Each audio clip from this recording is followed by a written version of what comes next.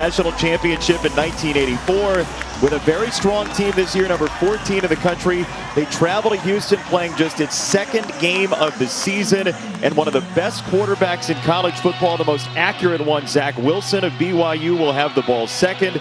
Houston will get the ball as we get underway from H-Town. With Chris Button and Andre Ware, Jason Benetti along with you, and Houston will get it first. One of the most dangerous kick return men in the country. Won't have a chance. Marquez Stevenson will not see the ball as Houston will have it first. Welcome to our homes. Jason Benetti, Andre Ware, Chris Button is down on the sideline. What do you make of this BYU team historically at 4-0 right now? You watched them play a lot in the 80s and 90s when you were playing. Yeah, this is one of the more talented teams that they've had, on both sides of the ball. They're good on special teams. I think that the country, the fans, going to get a treat tonight. We can get a chance to see Zach Wilson, an outstanding young quarterback that has all the tools to do it on the next level. His counterpart, Clayton Tune, is a junior who started off and on in his time at Houston, but it is his job now as he fires a bullet over the middle, and that is Stevenson for a first down. Yeah, not wasting time getting Stevenson involved in this game, and this is going to be a common theme for the Cougars of Houston all night long. He is a playmaker. He is a guy that when he has the football, you're holding your breath, waiting what's going to happen. His coaches told him this week you don't have to be Superman against a defense that'll give you the middle of the field, as Kyle Porter has the run for Houston against a BYU defense that's very stout but playing without its best defensive lineman, Kairos Tonga, tonight. Yeah, I'd like to see Kyle Porter get more carries. I think he gets better as the game progresses. They use a lot of different backs, and it's just an opportunity, I think, against BYU to really get him going. It's a defense that is going to dare you to run the football against them. And Kyle Porter, I think, could be an answer for the Cougars of Houston tonight. Right down the middle, Christian Trahan is tight end and a first down for the Houston Cougars. Trahan was their player of the game last week despite only having one catch. Well, you see with the play action, when you run the football and you come back with play action, the linebackers biting up to help out on the run, and it allows Trahan right in the crease behind him before the safeties. Houston will alternate pace. Sometimes they'll go fast, sometimes they'll slow it down, Andre. Yeah, right now they're slowing it down now, but they started this game in their NASCAR type speed, really pushing the pedal. They got the restrictor plate on now. On first down, it is Porter, but this drive looks so much better than their whole first quarter last week against Tulane. Yeah, a couple of early turnovers in the first half, and they were playing uphill, but got things together to the tune of 49 points. So they can score. They can score in a hurry. They will challenge you defensively, and this is a game where Clayton Tune's going to have to show his patience against this BYU zone. Why so? Because they're going to force you to check it down. They're not going to give you anything over the top tonight. So they run it. It's Porter, and he is stacked up by Isaiah Kafusi, the veteran senior, one of the leaders on this defensive side. And a defense, just to kind of put a bow on that, they want to keep everything in front of them. They've got big, long, athletic linebackers that make it tough to throw into zone coverage. They can bring them off the edge when need be. But it's a defensive look, this too deep cover two, that's going to force you to check the ball down a lot and test the patience of Tune. They rush three. A linebacker came late, and Tune goes off the left side, and it is caught for a first down for Keith Corbin. Yeah, he's an excellent route runner and knows and has a good feel for holes within the zone. And you see him there work back towards his quarterback, so one of those linebackers dropping underneath can't get between him and the football.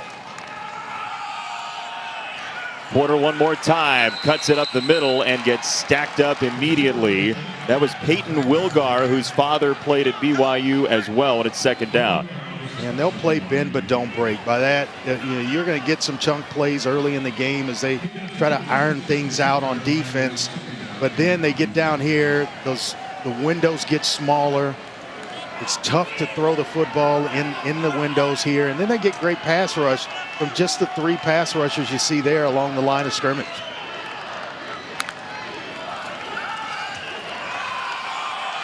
Long delay, and that was crushed. I mean, Toon took 2 seconds, 3 seconds to hand it off to Keelan Walker. And Gumby, Gabe Summers, is there to rally up and make a nice stop, but it's a delayed draw play trying to invite BYU up the field and hand it off underneath. They just didn't get out of their rush lanes. Everybody stayed the course, read it properly, and Gabe Summers comes up with a big play. 3rd and 14 for Clayton Toon. Pressure coming off the screen. It is Walker who's upended by Troy Warner, the senior, and it's 4th down for Houston. You kicking here? Yeah, no doubt. You got to take. I think you take the points early in a ball game against an experienced unit, a guy that against a team that can put it on the board quickly. You don't want to come away from this drive with basically nothing if you fail on 4th down. So I think they're doing the right thing here is go ahead and kick the field goal. For BYU and Kalani Sitake, the 5th-year head coach for BYU, he would, I'm sure, take just 3 allowed as Witherspoon tees up his first make of 2020. Opening drive score for Houston, up 3-0 in their 2nd game this year.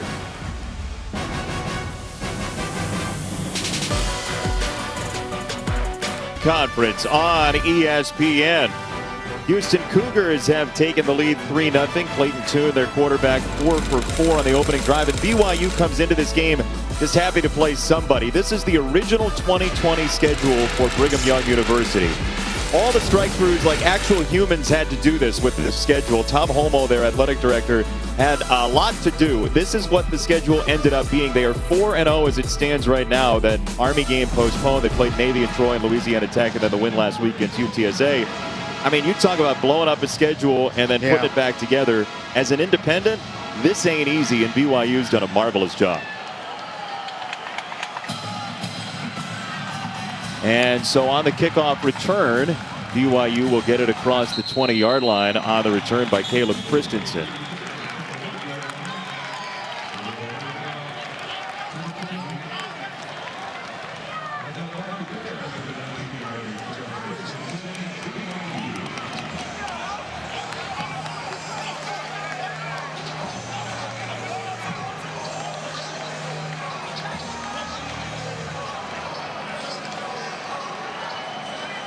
Zach Wilson, junior quarterback. He is the most accurate passer in the FBS. Over 80%, 81 and change.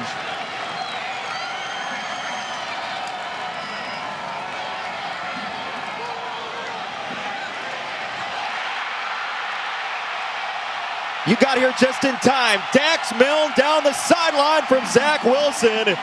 And thanks for joining us. BYU touchdown, 78 yards on their opening touch of the football. First play score.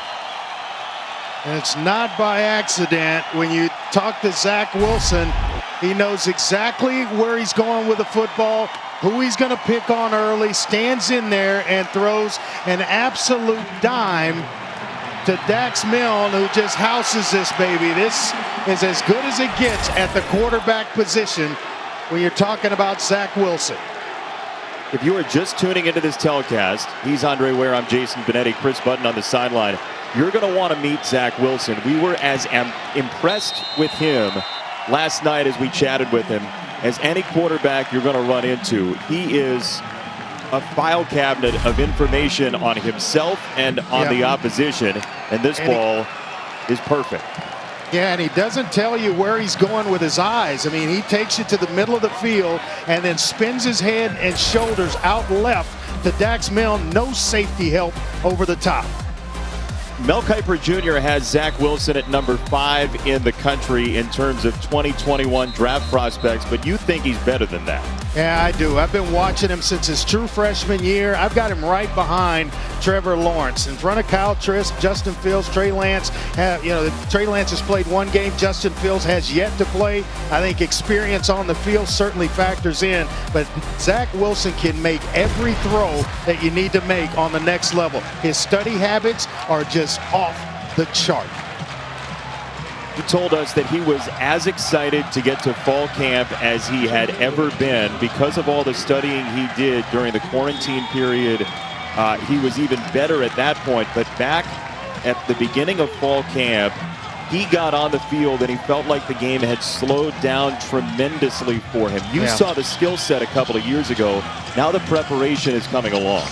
Yeah, and when you mix the two, you get excellence.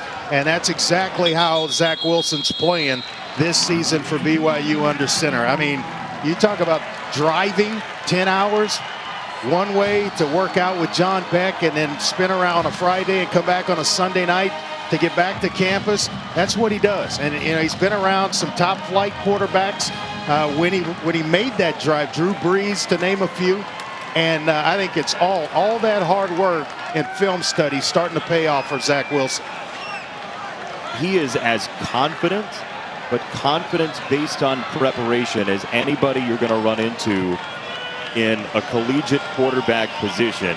And he's got a 7-3 lead on his first throw as Clayton Tune, the junior quarterback who was perfect for Houston on the opening drive at 4 for 4. And he has a dangerous weapon in Marquez Stevenson, certainly. But Tune, as we were talking to him, we found out his real name's John. So at some point, we're going to have to do a comparison of John Clayton and Clayton Tune.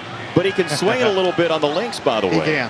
He can, and he's a mobile quarterback that doesn't get quite the credit deserved in terms of his ability to pull it down and make plays with his legs as well. So you start dropping into zone coverage, they will run some quarterback draw to keep you honest, keep linebackers in the box. This is Tune on the run with a 4-man front, and it's third down coming up off the tackle by the sophomore linebacker Keenan Peely. And if you just joined us, BYU is without their big defensive tackle Kyrus Tonga tonight. And Caden Haas stepping into those shoes. Kyrus Tonga could have gone pro a year ago, but elected to come back. Really realized that they were going to have a special group this year and wanted to be a part of it. But he was going to be a draft pick in the 2019 draft. 2020. Tune goes down the middle. It's tipped and nearly intercepted. Keenan Ellis, the former wide receiver, nearly reeled it in. Yeah, nothing good happens late over the middle, and you can see a hitch, waiting. His eyes are glued to the receiver, and that's going to attract attention of this secondary of BYU. They're excellent in breaking on the football. A couple of really good players in the secondary, and Keenan Ellis, you saw there, Chris Wilcox, Troy Warner. A lot of experience on the back end of BYU's secondary. It was the linebacker Peyton Wilgar, who's a second-generation BYU player who got the tip on that ball. And Dax Milne back to receive the punt. And he will not have a chance. Zach Wilson to Dax Milne. We were going to tell you if you got here on time, you're going to see one of the most accurate passers you'll ever see. There it is.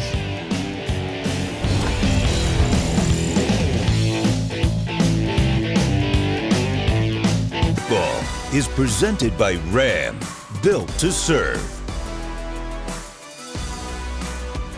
If you're pretty young and you're watching college football, you may not know about the great quarterbacks that have come through BYU. But Heisman Trophy winner Ty Detmer, you and Ty Detmer, Andre, back-to-back years Heisman Trophy winners. He did it at BYU. You did it at Houston in the Southwest Conference. But Zach Wilson of BYU, who just struck on his first pass for a 78-yard touchdown.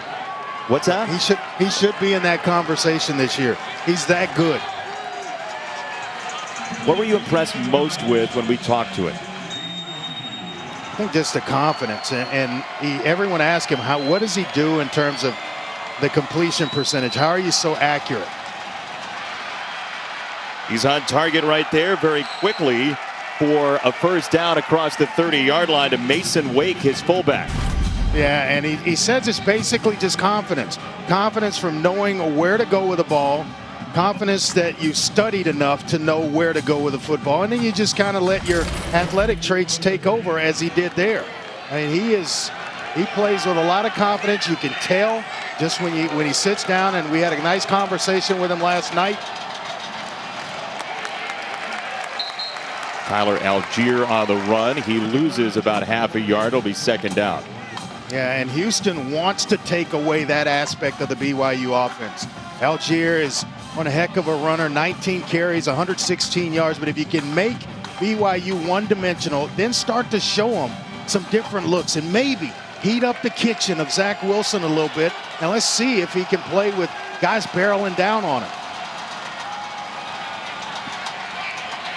Wilson scanning. Wilson will run. He's got 6 rushing touchdowns as well. And he veers across the line to gain and then some inside the 40 on the slide.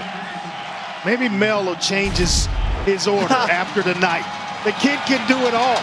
I mean, here, nobody's open. The Cougs play defense, play zone defense, so they're in deep zone drops.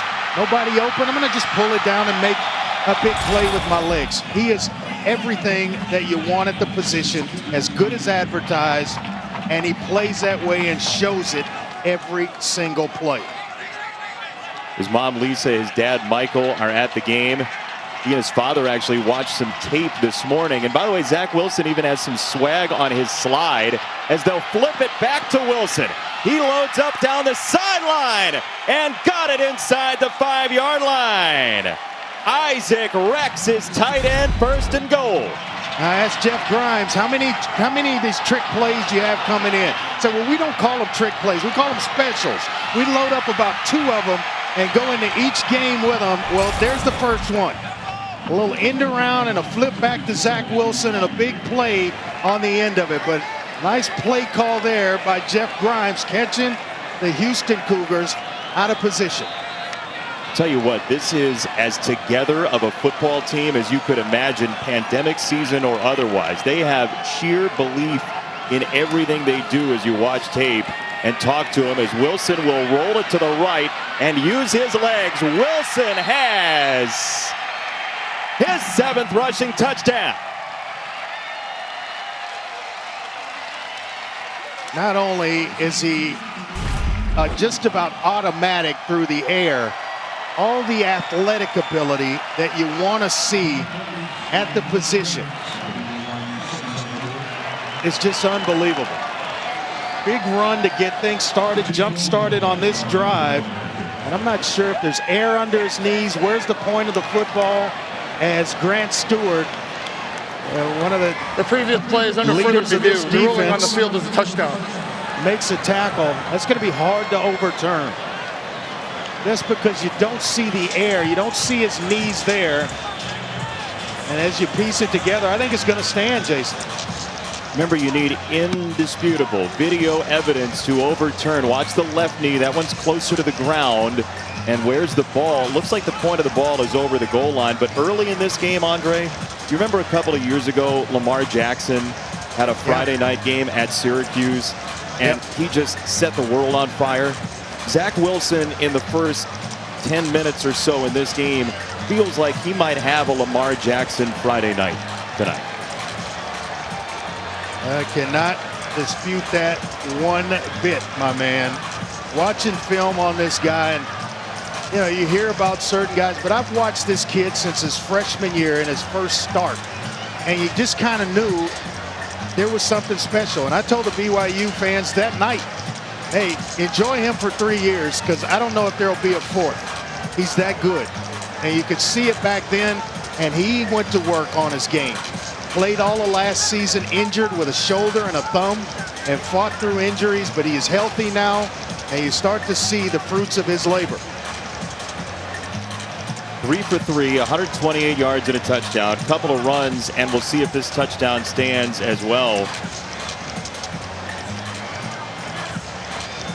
But Zach Wilson, who is very close to going to, as we zoom in here and take another look, it looks like the point of the ball is over. But again, you need the camera to be directly down the goal line to have clear proof there. keep in mind that Grant Stewart's arm is under his left knee, so you don't know if it's on top of the knee. I mean, if the knee is on top of his arm, wherever. So it's, as you mentioned, indisputable video evidence, and I don't know from any of the angles that we've had a chance to see that it's enough to overturn the touchdown call. I agree with you. And doubling back, by the way, to that Lamar Jackson season, remember, Houston was one of the teams that handled Lamar Jackson. They sacked him 11 times that year. Well, the thing about the Cougars over the last couple of years, you put them in a big game, the Cougars of Houston, and I'm going to have to keep reminding myself of that because both mascots are Cougars, but they will play well in big games. They will step up to the plate. They've done it against Oklahoma. They did it against Oklahoma. They did it against Florida State in the Peach Bowl. You put a team in front of them, and there's a lot on the line, they are going to show up and give you their best. Further review, the runner was down with the ball at the half-yard line. It'll be second down. The clock will start on signal. Sometimes I just don't know what they're seeing that we don't see. We're going to try to show you here. We're going to combine angles at the same moment in time and show you from one side and the other if we get a chance to before they snap. I would see look what happens for on second BYU and goal. here if we don't get a chance to show it. For Algier, they love him in short yardage situations. See if they give him the football. It's Wilson. They drive him forward, and let's see if this one is a touchdown. It looks like he's just short. It'll be third and goal.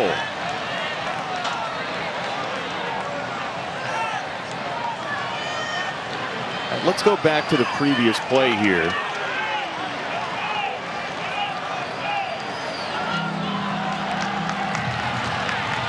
Get the opportunity.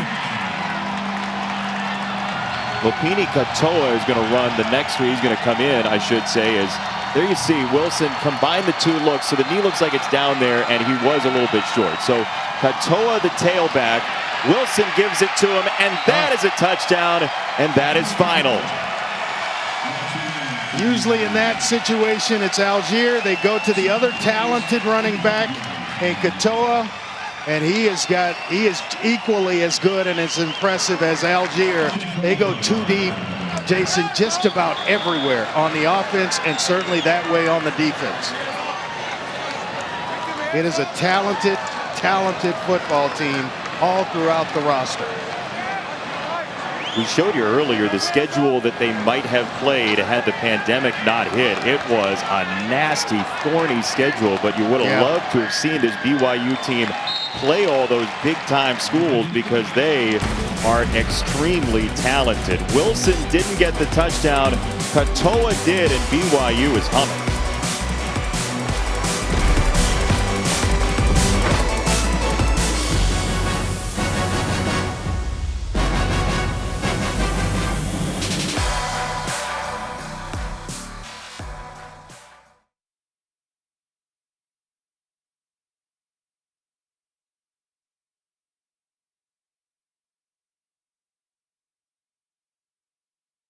Ram trucks.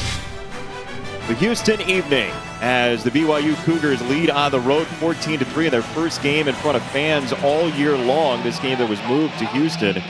But BYU, to keep that lead, is going to have to dodge a guy they call Speedy. Yeah, this is a long way from the finish line. The Cougars in red will have a lot to say before the night ends. Stevenson housed one last week. Marquez Stevenson bottled up for a moment. Now he turns it outside, and they string it out to the 21-yard line. What can he do, Andre? He can certainly house the football when you put it in his hands. Last week, 5 catches, 118 yards. That's 23.5 yards per catch. Just get it to him some way, somehow. What else did he do on special teams? Took one to the house there. So you just get the football in this young man's hands and let him do the rest. There's a reason that they nicknamed him Speedy. Yeah, you don't get called Speedy if you're even second place on the team in fast. But Clayton Tune against this BYU defense And he bails out here across the 25 and out of bounds. What does Clayton Tune have to do tonight, Andre? Just relax. Relax himself. No, don't try to do too much. You're down 11. It's early in the ball game. You were down last week and fought his way out of a rough patch. So that's what he does now. Just one play at a time. You can't go get 11 points right now. So just play and get your football, keep your football team in this game.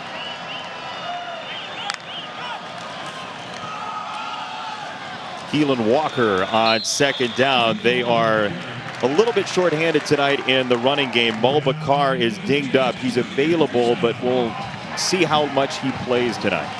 Yeah, he left the game last week with an ankle injury. So tonight they've gone to Keelan Walker second, and he's earned more playing times. He runs with some electricity. He's got a little bit of burst to him, and he's caught the coach's attention.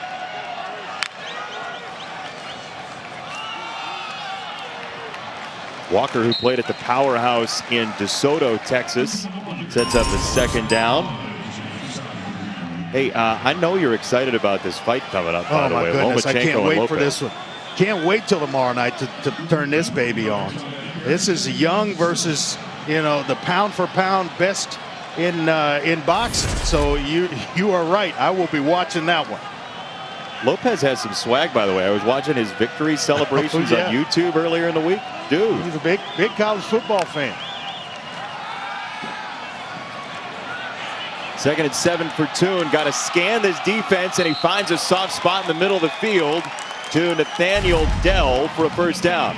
Boy, this is excellent work by Tune. Scanning the field, going through the progression, and sitting in the pocket as the pass rush starts to close in on you. And that is not for the weak of heart. That's why a lot of guys, they want to play that position and end up somewhere else. You got to stand in there knowing at times you're going to take a shot.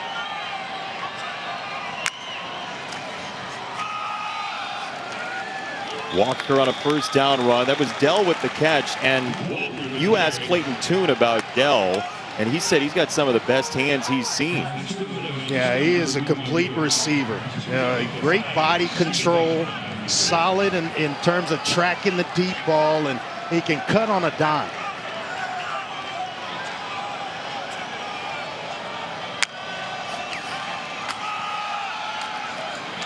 Walker again, a lot of run here for Keelan Walker. So how do you call this if you're Dana Holgorsen and Shannon Dawson against this BYU defense on 3rd and short? Stay committed to the run here because they're trying to take the pass away. They're going to line up in 3-man, 4-man fronts, run the football. They do, and they got there anyway. Undercut by Max Tooley, the former safety turned linebacker.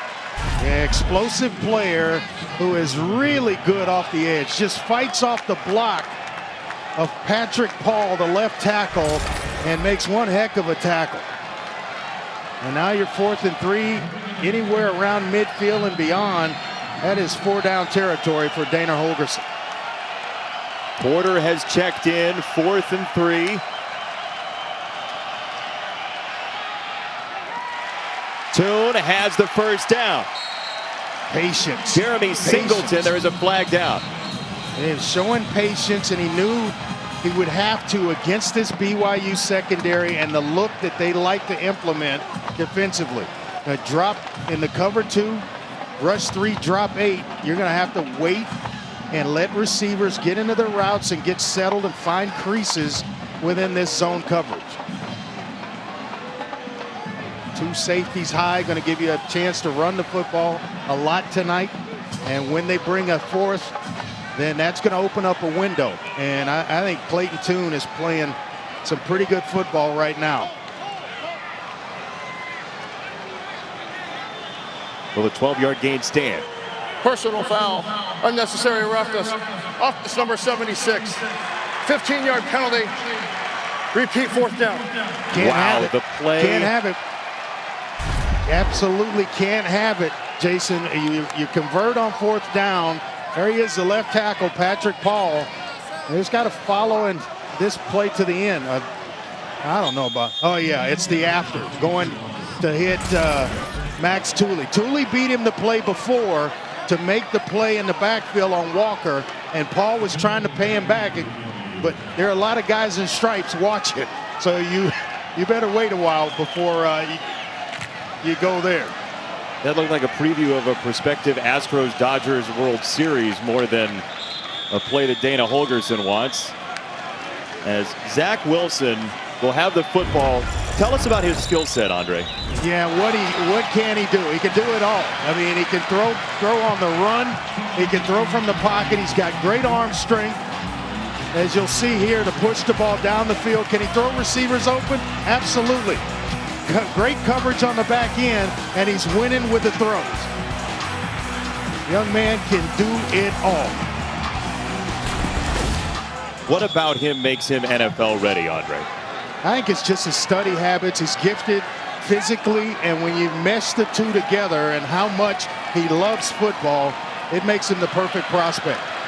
And there he just sort of flicks it out there. He told us about his different arm angles and how much he feels like he can add types of throws. Yeah. And that's another look as a flag down. You see it on Sundays from guys like Aaron Rodgers. You see it from guys like Patrick Mahomes, able to just kind of flick the ball from the side on the move. Face mask. Defense number 3. 15-yard penalty. Automatic first down. Well, 2 big personal fouls have really hurt Dana Holgorsen's Cougars. And you saw it on 4th down where it forced them into a punting situation instead of a first down. And then a face mask on the back end of this one by their middle linebacker, Donovan Newton, who is a great story. It's unfortunate. This is Dax Milne off the spin. Wow. Carves it middle of the field. He nearly went, Andre. My goodness. Yeah, but to your point, about arm angles with Zach Wilson, I mean, he can do it from the pocket, on the run. Just loves playing the game. Sundays are coming for him at some point soon, and his BYU Cougars are up big early.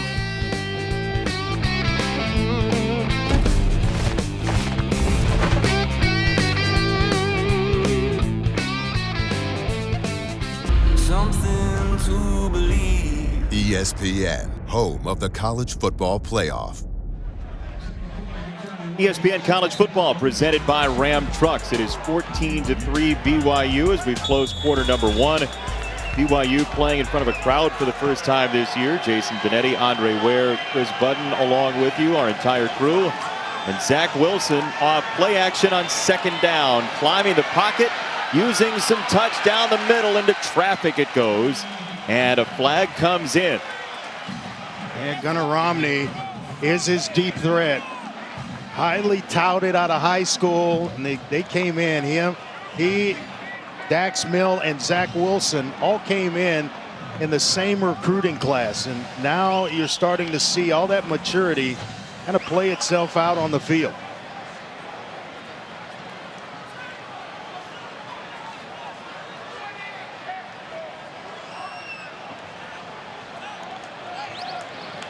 Moving on the call here.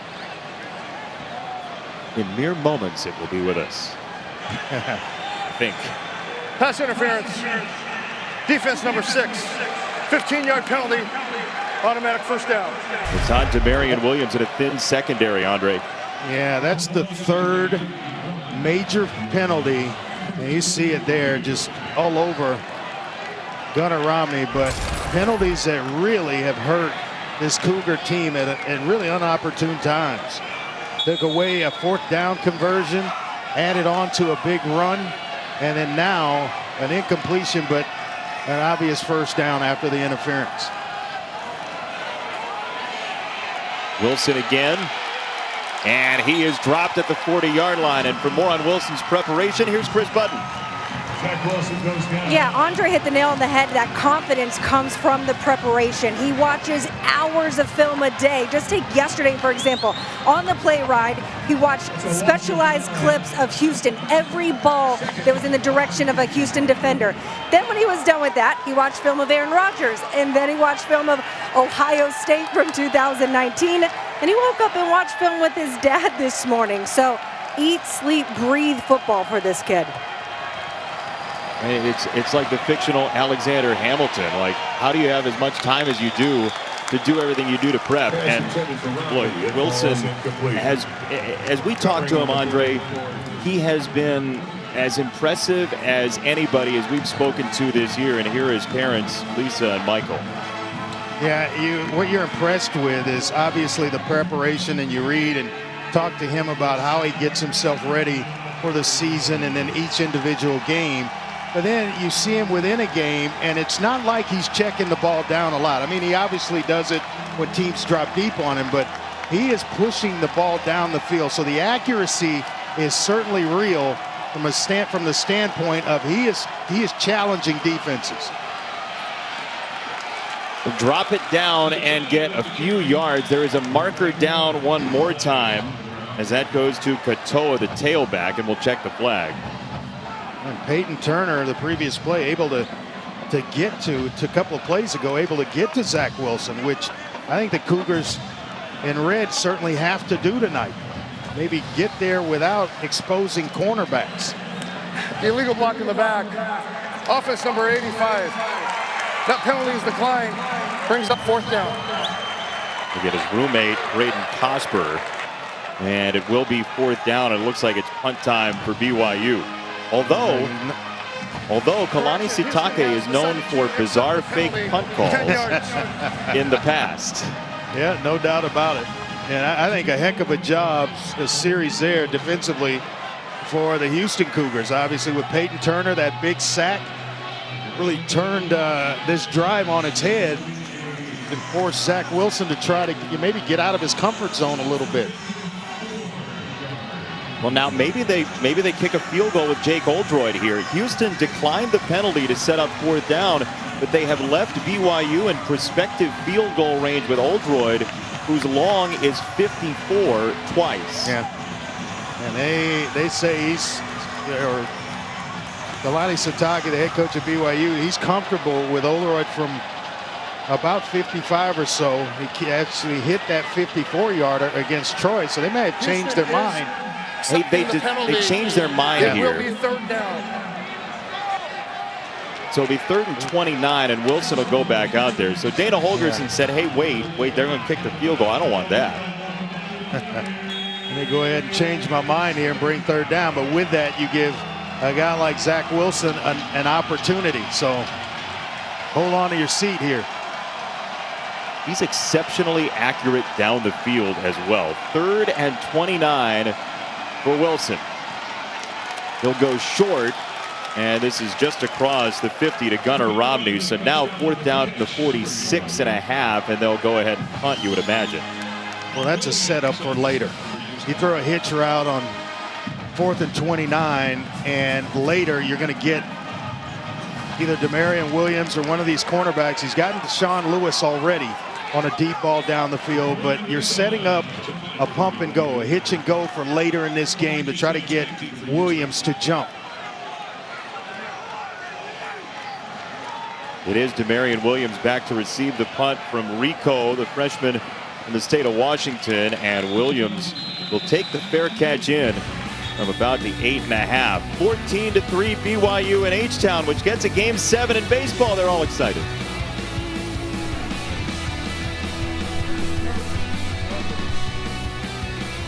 The Houston Cougars, it took a while for them to play college football because their game against Rice was postponed. Washington State totally canceled. At Memphis, rescheduled, so they added a game at Baylor, which also got postponed. North Texas was postponed. It took until last Thursday night for Dana Holgorsen, who said basically after like the 3rd game we prepped for, if that one got postponed, you know, like at some point you're sick of just practicing, and that's what Clayton Tune said. No surprise by all the postponed games. At some point, they were just waiting for it to happen as this 1st down run is for Porter, and the Texas transfer hits the 25. Yeah, this is why I'd like to see Kyle Porter get more carries. I think he just gets better as the game progresses. He is a tough inside runner, downhill, and he's going to have, I mentioned it earlier, going to have some opportunities because of this 3-man front, this 3-4 that BYU implements.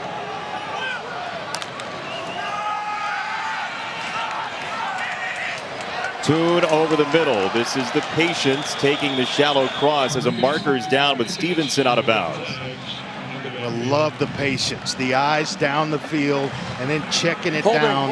Offense number 76. 10-yard penalty. Repeat first down.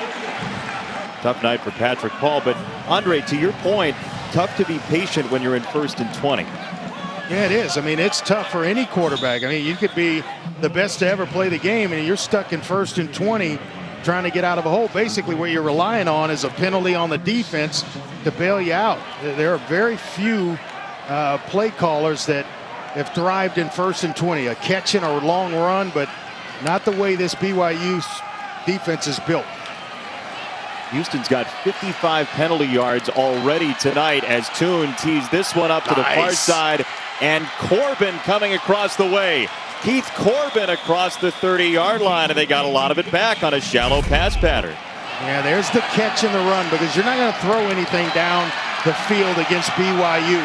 But you can do this, catch the football and run.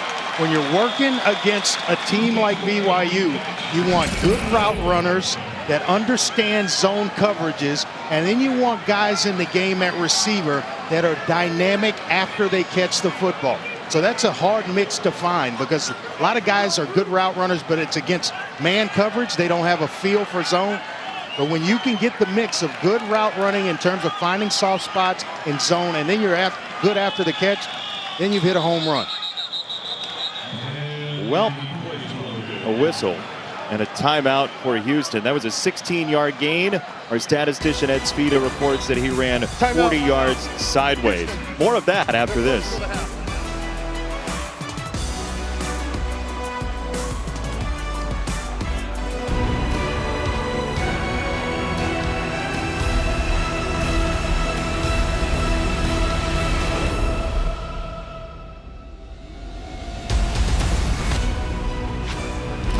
All right, so that Lopez KO you just saw was right before his Fortnite victory dance. He also has done a Heisman pose, Andre, which I know you will appreciate after a victory. This is going to be a great fight. He always seems to fight like the second week in December as well. And, you know, obviously this one is going to be, this is fireworks right here. I cannot wait until tomorrow night to watch this. Pound for pound, as good of a boxer as there is, Lomachenko and the young gun Lopez. 2nd and 4 for Houston, and they will move the sticks with Porter to Chris Button. Yeah, Dana Holgorsen not happy right now. He was upset with his team for not having the right personnel out there. He's been upset with his offensive line for the penalties. Came over and told them, you have to cut out the unnecessary stuff.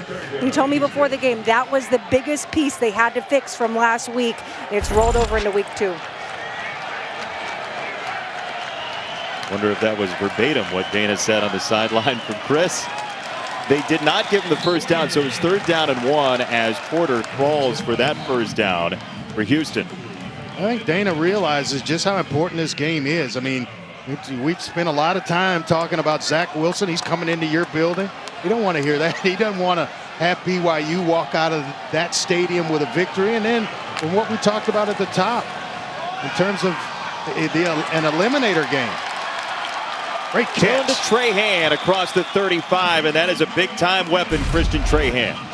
Yeah, one of the toughest guys on this team, and was the player of the game after catching one pass for 3 yards in last week's win over Tulane. And it was because he does so much dirty work for this offense.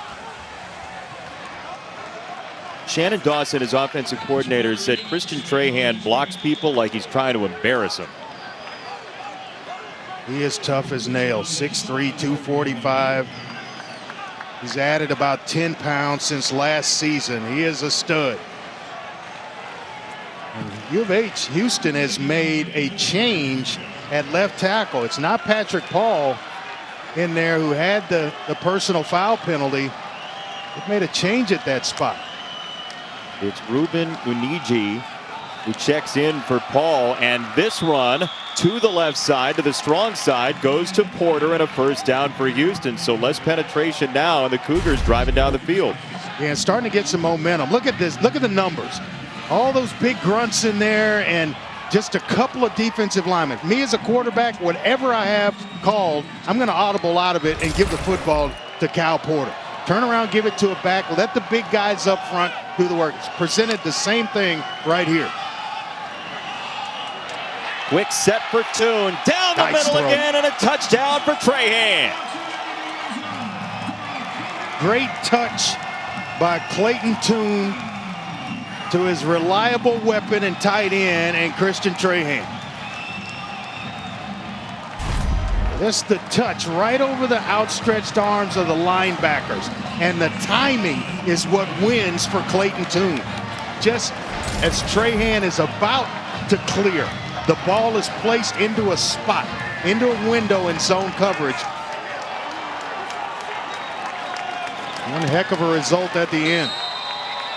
Talking to Shannon Dawson, the offensive coordinator, you felt like Christian Trahan was something of a sleeping giant. He is absolutely awake in this game. He has led Houston down the field to pay it off with his own touchdown, and the Houston Cougars are back in it.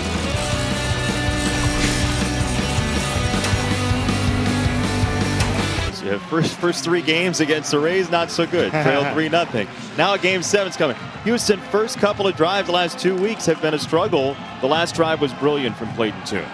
Yeah, it really was. I mean, against zone coverage, you have to anticipate and throw into windows. Against man-to-man, you're really depending on your receiver to win for you, and then the ball's out. You anticipate based on his body language, but you've got to trust that a guy's going to be in the right spot, and he certainly did with Trahan. The 25 for BYU. More on the touchdown scorer, Christian Trahan, with Chris Button. Jason, every coach on this Houston team will tell you that Christian Trahan is the strongest player on this team, and he's had to be recently. His mom's house and his aunt's house back in Louisiana were destroyed by Hurricane Laura just a couple months ago. So their director of football operations has started a GoFundMe page and already up to $15,000 to help support those families and rebuild their homes. He's an amazing young man. No doubt about it. An awful situation, but credit to the Houston football program for doing what they can to help in that way, as Wilson comes to the near side and has an incompletion on a long throw, and Peyton Turner got in there. Yeah, keep in mind the play that they on the 4th down and long, or 3rd down and long, he threw that hitch route, and it was to Williams' side. He told me yesterday he knows Williams is an aggressive defender. So what he's going to do is he sets it up with a hitch route. Don't be surprised if he doesn't come back with a hitch and go at some point. That sounds like you've done that to a defensive back before. No doubt. You study film, and obviously Zach Wilson's one of the best at doing it on this level. But you see guys' characteristics. You see how they play in games. Do they take a risk? Okay, at some point, I'm going to set him up. A little hitch route, get him to bite up quickly, and then I'm going to hitch and go him and take advantage of his aggression. No doubt about it. He's going to come back to that at some point. You tell me later on in the show who you did that to in the NFL. I'm really interested in who you might bury. 3rd down for Wilson. Looking for a first down to the sideline and a couple of incompletions. You see the celebration on the Houston sideline. They are pumped. That's 2 consecutive drives by this BYU offense where the Cougars have played outstanding defense. You see there, Williams in excellent position to make a play on Zach Wilson. 2 times they forced a punt. And now with an opportunity to go down and take a lead in this game. And it is Demarion Williams, the corner who was big on that drive. Back to receive for Houston, which came back from 17 down last week to beat Tulane in their opener this year. Williams on the return. Demarion Williams is finally knocked down after a strong return to set up Houston with pretty good field position. A Sunday NFL countdown before Brady and Rodgers get together. Sunday, 10 a.m. Eastern time. We'll look into the life of the backup quarterback. Plus, Randy Moss, best catches from college football. Sunday NFL countdown, 10 a.m. Eastern on ESPN. And then Monday Night Football, it's the Cardinals in Dallas. The Red Rifle, Andy Dalton. It's your turn. 8 Eastern time. as the Cardinals take on the Cowboys. Monday Night Countdown at 6 starts the What a show. homecoming for Kyler Murray, going back to Dallas, where he won a bunch of state championships as a high school player. Toon has not been greedy, as his coaches asked him not to be, and he's got this one to Trayvon Bradley. And the thing about it, Jason, is that by being patient later in this game, it's going to force BYU to come out of what they feel comfortable doing defensively. They're going to have to play some man-to-man, take some risk to get to Clayton Toon, and that's when you find the one-on-one matchup that you like. This is Mulbacar crawling for a first down. Hey, Clayton Toon last week, Andre, was 4 for 5 against the blitz. He was really good against design pressure. Well, he started the game tonight 4 of 4 for 59 yards, and I think he's played a heck of a ball game, showing you some touch himself to Christian Trahan on that touchdown pass, and is sitting in there reading things out, and later they will push the ball down the field. By the way, Patrick Paul is checked back in as BYU had some movement at the line. Free play, Toon down the sideline, and he threw a 50-50 ball on target to Bradley. And he caught a nice one last week against Tulane on that same sideline. He'll decline this offsides penalty on Tyler Batty. Offside. Defense number 92. That penalty is declined. Result of the play, first down. And it just looks like it comes in waves with this Cougar team. When they start to have success, it's in waves where you're just overwhelmed with the speed and the athletic ability of the U of H Cougars. That's how Dana Holgerson did it at West Virginia. He spent some time at Oklahoma State as well. He did a lot of studying of BYU as he was growing up too in the Lavelle Edwards system. As Toon flashes another one to the sideline, and he's got Jeremy Singleton. So we've heaped a lot of praise on Wilson, but Clayton Toon's having a night. I think to this point in the game, he's outplayed Zach Wilson. I mean, nice job of just reading things out. It's a corner route where it's got to be thrown on time, or the safety can obviously affect the play, and it's thrown in the proper position. You don't throw a corner route against zone coverage to the corner. You got to bring the receiver down. It's almost like an out route where you flatten the receiver out with a throw, and that's exactly what Clayton Toon did in that situation. So he had to reach for it, but you're okay with that? No doubt about it. Perfect throw. First and goal. This is Porter, and he's blockaded at the 6. Second and goal. What do you like for Toon here in this situation? Well, they get down here. They like to spread you out, and they'll run quarterback draw. They'll also run a boundary receiver one-on-one. They'll go to Marquez Stevenson. If they put him to the boundary, then that's where they'll go with the football. Two backs, they like the counter.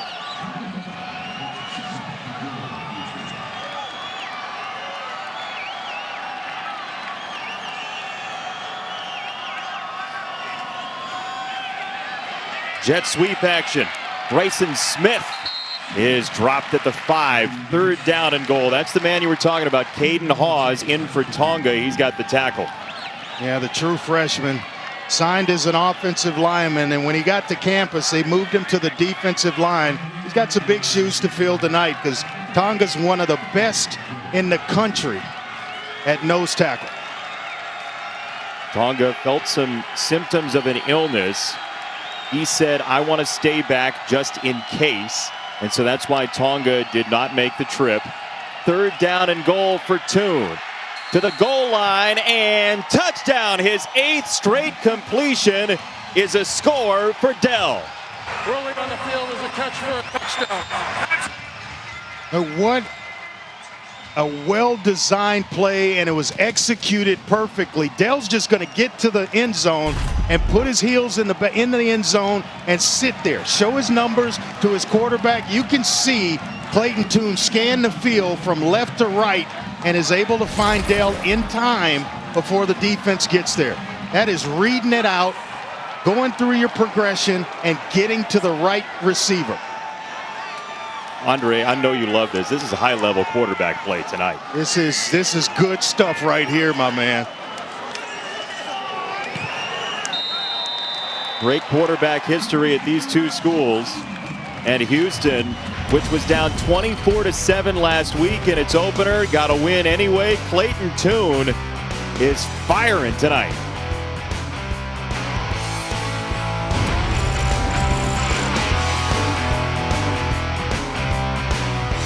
Back, let's take a look at some pretty good quarterback play tonight. Zach Wilson starts the game. To Dak Mill, just finds his guy, climbs the ladder, and makes a 78-yard catch and run touchdown. Then Clayton Tune has come back and played some outstanding football, finding his receiver in the corner of the end zone, Nathaniel Dell, to put the U of H Cougars ahead of BYU. Boy, I'm telling you, Jason, some outstanding quarterback play in this one tonight.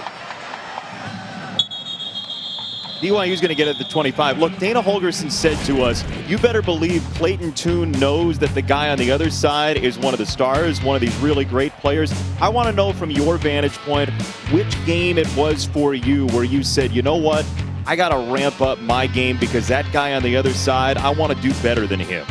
Oh, there were several. I mean, you put me on the spot to identify one, but you're mindful of it. You obviously can't go on the field and compete against him, but in an indirect way, you know that you don't want a guy, especially in your own building, to come into your stadium and leave having outplayed you. So I think Clayton Tune is off to one heck of a start here, but it's still early. Is there one in the NFL that you remember that you were like, all right, this dude? I remember, well, one that comes to mind, and this is going to date me a little bit, but when Coach Belichick was with the Cleveland Browns, they came into Detroit with Bernie Kosar, and that was one that I wasn't going to let Bernie Kosar outplay me that day, not that afternoon, and we wound up knocking Cleveland out of a playoff run. I can hear the fierce in your voice like you were just playing him right now, which is pretty awesome, as Algier's got a first down and then some. The former linebacker Tyler Algier off a little swing pass for a gain of 18. Yeah, now they got the Cougars playing zone. So what happens? You take deep zone drops, you allow the back on a free release, and Algier does a nice job just showing that 2 and 5 to Zach Wilson, who puts it right between him, between the numbers, and allowing him to just turn up the sideline, make a play for you. So we were talking during the break, Zach Wilson had a little bit of pressure on him this drive to produce for BYU. Some more pressure. Wilson tried to elude it and threw it into the ground. The pressure came very quickly, and it'll be second down as David Anini got in there. Yeah, Joe Coughlin, the defensive coordinator for U of H, has done a heck of a job, in my opinion, of calling defenses the last 3 series, giving a nice mix of zone coverage and when they're going to heat up Zach Wilson. So they're trying to keep a very cerebral quarterback guessing as this game has progressed. Second down run, Katoa. Where would you say Wilson needs to get better as he looks towards Sundays? Boy, it's hard to poke holes in his game. I mean, it really is. You'd have me, as much film as I've watched and studied, I really can't find a lot of weaknesses in his game. The arm strength is there. The mobility is there. The accuracy is what you're really looking for. Anticipation. He anticipates as well as anybody receivers coming open. Katoa broke one tackle, and Katoa is very close to the line to gain, and it looks like he is right on it as Peyton Turner finally knocked him down. I thought Peyton Turner was going to have him just shy of the yard to gain. Good job here by Zach Wilson, just getting to a playmaker, but Giovanni Stewart is who really made the play, turning him back inside to Peyton Turner, who was playing from inside out, but it forced him to change his momentum, just slow down just a tad. It is a first down, and this is Algier right up the gut for a first down to the 30. Almost came out of that. A shoestring tackle by one of the Cougars on the 3rd level. And now you're playing a nice chess game between Jeff Grimes and Joe Coughlin, both coordinators. Is this Impey, the center, who has been in and out of the lineup this year? He's missed the last 2 weeks.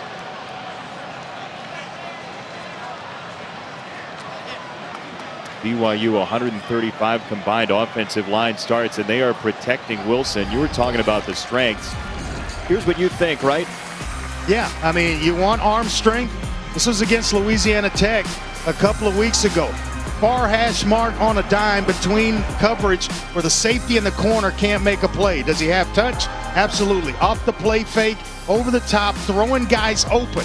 Again, just touch over the top into the end zone, again to Carter Wheat. And then is he mobile enough? Yeah, he is. You drop deep in zone coverage, he'll take off running on you on a quarterback draw. I mean, he has got all the ingredients that you look for at that position. Chris mentioned earlier he's got this wristband that says dominate. He talks like he wants to be dominant. He's not going out there to mess around. Oh, he's not. I mean, that's why he studies so hard. It's why he drives 20 hours in a weekend to go work on his game when he could be hanging around, you know, with his roommates doing who knows what. That's a first down to Wilson, right on the money to one of those roommates, Dax Milne. That's what they do as roommates. Yeah, they play and catch.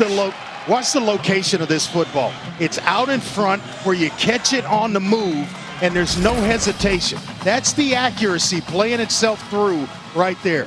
You get man-to-man coverage, he's going to put the ball in a spot where you don't have to wait on it. You just catch it, and in your natural move, continue on up the field after you catch it.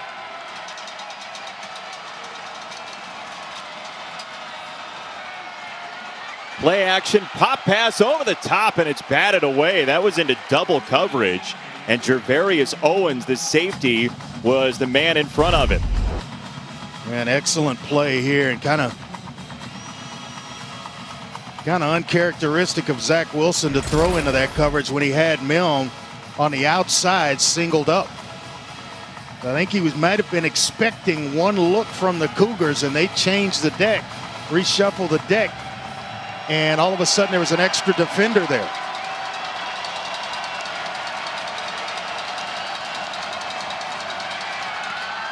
Wilson again tees it up, and that's batted away. It's Owens one more time, and third down. Yeah, they really wanted Owens to play corner last year, but because of injuries, he had to move to safety. So it tells you about the cover skills of this guy on the back end. He's got corner cover skills playing safety. Great instincts on the back end of this U of H defense. I'm with you. Joe Coughlin has called a tremendous game to confuse Zach Wilson. Yeah, he's done a nice job of mixing up different looks, not giving him the same thing twice.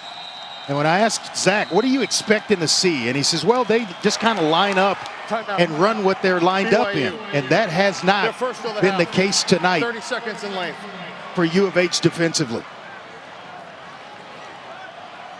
Buck 22 away from our AT&T 5G halftime report. As Matt Berry told you a little earlier, SMU gets to 5-0, first team to do that. The latest on Nick Saban and his ability to coach in that game tomorrow against Georgia still pending. And then Joey and Jesse's virtual locks coming up at halftime as well. Some big games over the weekend, including Mac Brown at Florida State. I know Florida State's really struggled this year. Carolina's on the up and up. Still feels a little bit like a danger game for Sam Howell and the Tar Heels. Still one of those teams, though, that will match your intensity, Florida State. And it's a matter of can they sustain it for the entire game. But you can best believe North Carolina's going to get their best when the ball's kicked off. Dana Holgorsen and U of H just happy to play a football game. Game number 2 this year for Houston. BYU trying to get to 5-0 as well. As you see Saturday Night Football, Sam Howell, one of the best at throwing the ball downfield to take on Florida State. And now we have another whistle. Don't be surprised here if BYU doesn't put Zach Wilson on the move. Take advantage of his mobility and give him a two-way out, whether he can throw it or run it.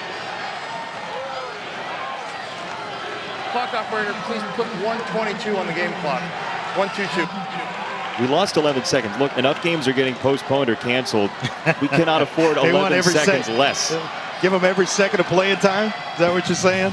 What, Dan? I mean, that's like That's like a fifth of the season for Houston so far, right? You can't be taking 11 seconds from a 1-0 team in October. Third down. They do move him. Wilson on the roll, has a completion, little stop on the sideline by Pau, and now an interesting choice for Kalani Sitake on fourth down. Now they do move him, give him the option, try to block it up on the edges to where he can either throw it, and he elects to Pau, or run it had a receiver not come open. But nice. You kicking or are you going one for it? situation here. I think he came to win. So you've got two outstanding backs in Katoa, who scored already in this game, and then Algier is a tough inside runner. It amazes me that he is was a walk-on at BYU, a former walk-on who actually has jumped back and forth between linebacker, BYU. and running back. 30 seconds in lane. So timeout BYU, they'll think it over. I'm with you. Go for it. You're on the road. You're playing in front of fans for the first time. Go try and win it, especially when you don't know when your next game's going to be. Here's the original schedule for BYU.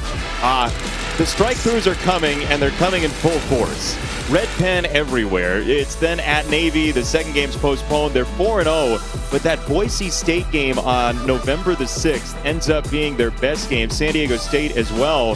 But BYU really tried to schedule to put together a murderer's row this year, and they had it taken away due to the pandemic. But you can't fault Kalani Sitake, who's a very good man, for trying to put his team against great competition. Well, you look at that schedule, and it's Big Ten, Pac-12, SEC, some American in there. I mean, it is loaded with competition from the standpoint of if they play that and BYU's able to run the table with that schedule, it'll be hard to keep them out of the playoff. They are going for it on 4th down and 1. Gotta stay and home. We have more whistles.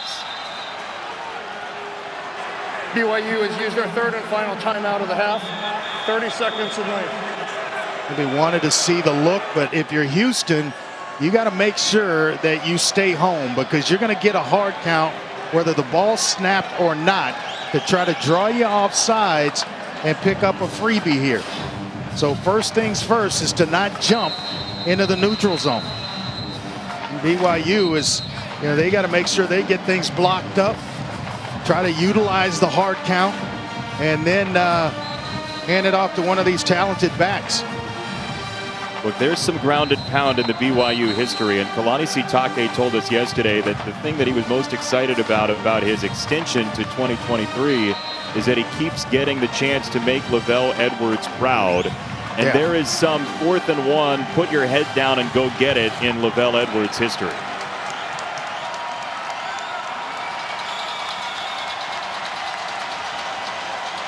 Out of the eye, 4th and 1. Straight ahead, and Wake is driven back. Houston holds the line. I don't like the call at all, not one bit. You have two talented backs in Katoa and Algier, and you give it to a guy who's carried the football 3 times all season. And a fullback, so you got to, we'll see what the flag is, but I'm not taking, this is a time where playmakers need to have their hands on the football. And those playmakers are Katoa and Algier.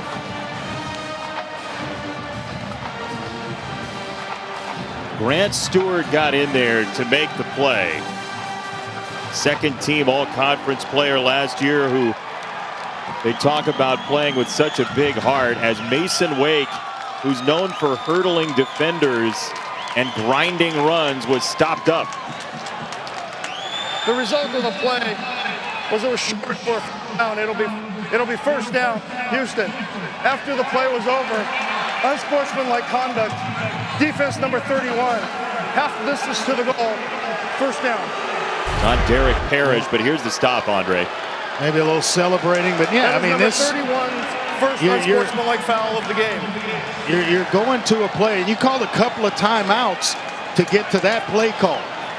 And I was already concerned. You start getting concerned when you tighten it down. Now you got to work on, worry about can you move defenders off the football, where if you keep them spread out and maybe try to run that a little, there's a little bit more room in which to maneuver. But I don't know about spending a couple of timeouts to come up with that play call.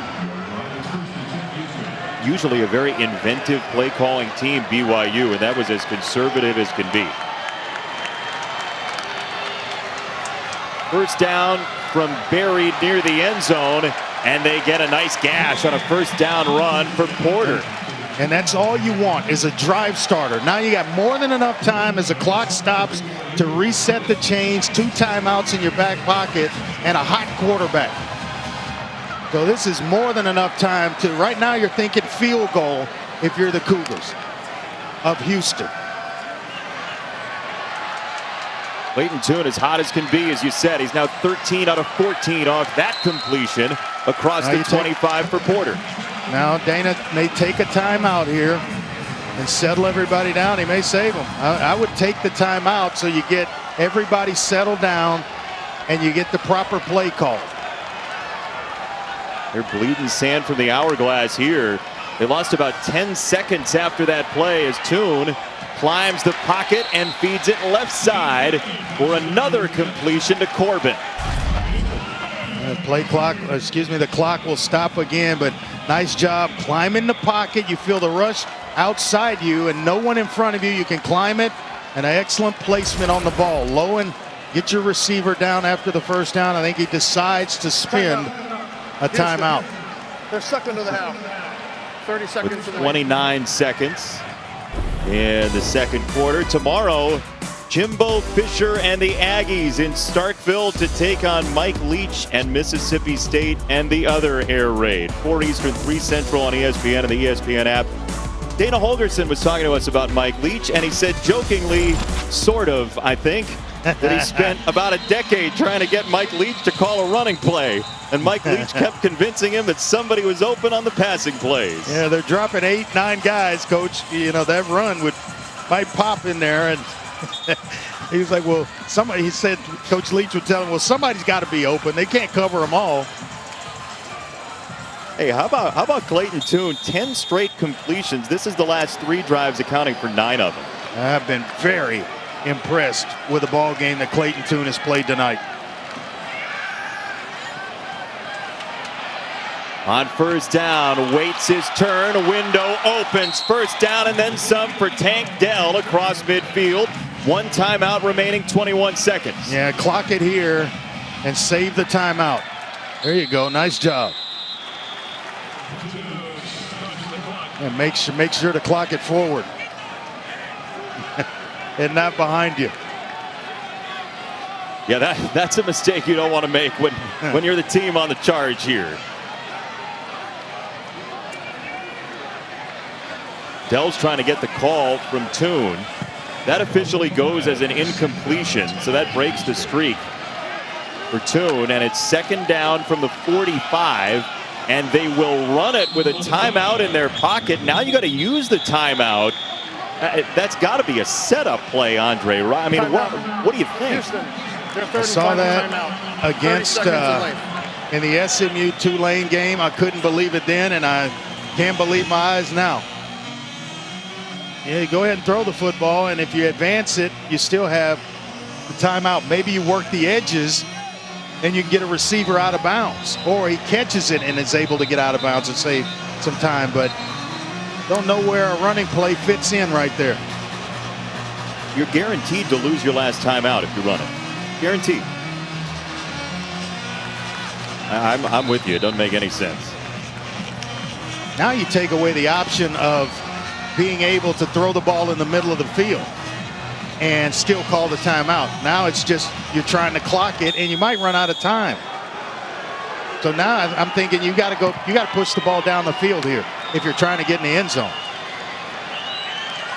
Tune steps up. Tune runs. Clayton Tune slides down. Now he's got 7 seconds. Clock will stop on the first down. A chance to spike it, and they will get an opportunity, it seems like, for Witherspoon with 4 seconds. So field goal range for Houston, but Witherspoon will only have this opportunity from the hash mark. He did make 15 in a row last year at one point.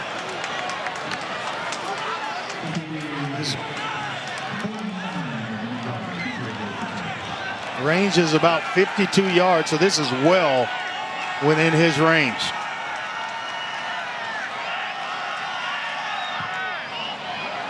Witherspoon, he got it. So Houston pays off the final drive. BYU will get the ball at a halftime, but the Houston Cougars are playing some great football right now, Andre. That's that momentum thing that we talked about. When they seize momentum, they don't let up. They will keep coming at you in waves until they just overwhelm you. Houston was down 17 last week and won, up 6 now after trailing early. After the break, Matt Berry, the AT&T 5G halftime report.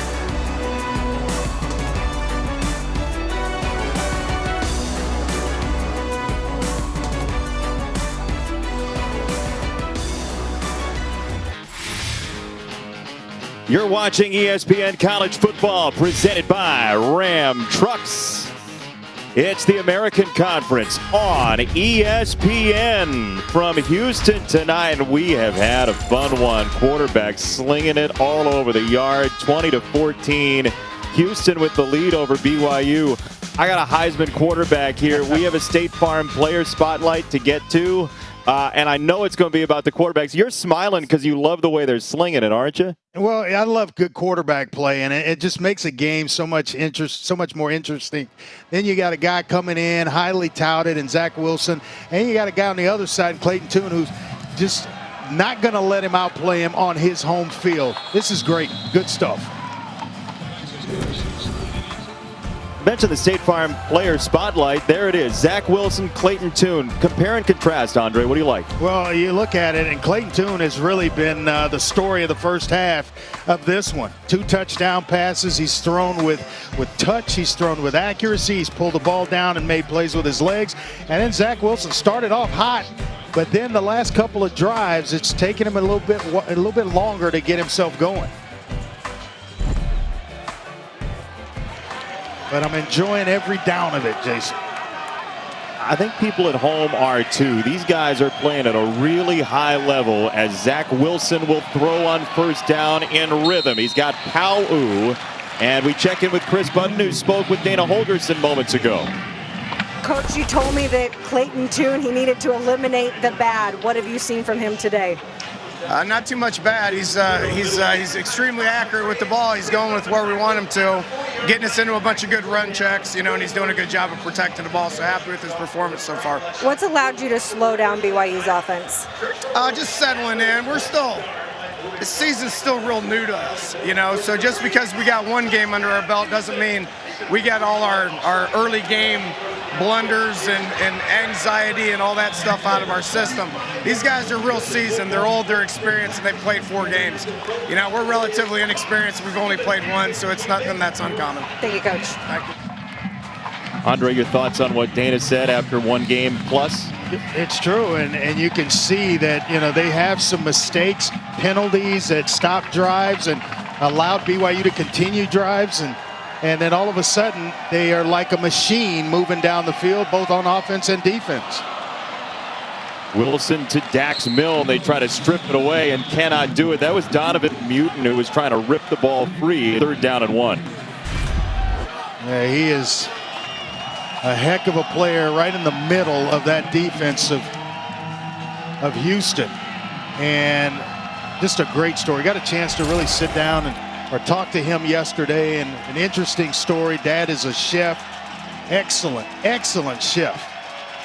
Talks about his specialty being steaks and gumbo, obviously from Louisiana. Wilson on the run trying to bounce it outside, and he's stacked up. So Houston's defense again stops up Zach Wilson and BYU. Yeah, and I don't understand it. They keep going to these sets where they're tight and bringing a lot of red jerseys to the point of attack, and they really aren't moving U of H off the football. when they have them spread out is when they're able to run the football and run it effectively. They're going for this. What do you think? Maybe they go into a hard count here and try to draw U of H offsides. I don't see them snapping this football. Oh, they go for it, and Wilson, off play action, goes down the sideline, and it's incomplete to Marion Williams, and a flag comes in. I'm shocked that the ball was snapped more than anything. Pass interference. Defense number 6. 15-yard penalty. Automatic first down.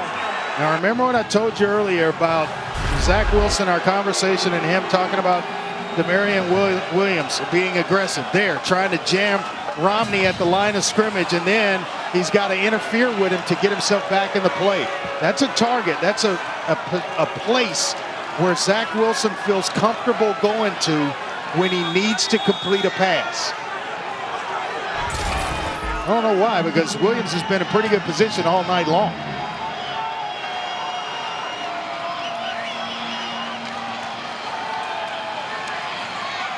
Wilson again for Dax Milne, and a short gain of 2. Chris Button. Kalani Sitake told me before the half he liked how aggressive they've been in the play calling. He said, we're on the road. We got to continue to put our foot on the gas and keep up that aggressiveness. Well, look, we talked about the aggressiveness from Kalani Sitake in that Boise State game 4 years ago with the fake punt to beat all fake punts. And the guy who had that fake punt, Johnny Linehan, tweeted at us. He's watching the game tonight, so he loves the aggressiveness. I know Johnny does, the punter who had that wild play as a flag comes in. Well, if we were to go back and look at the success of where False BYU start. is successful. Offense number 67. 5-yard penalty. Still second down. It's been with, 3 receivers in the game, single back.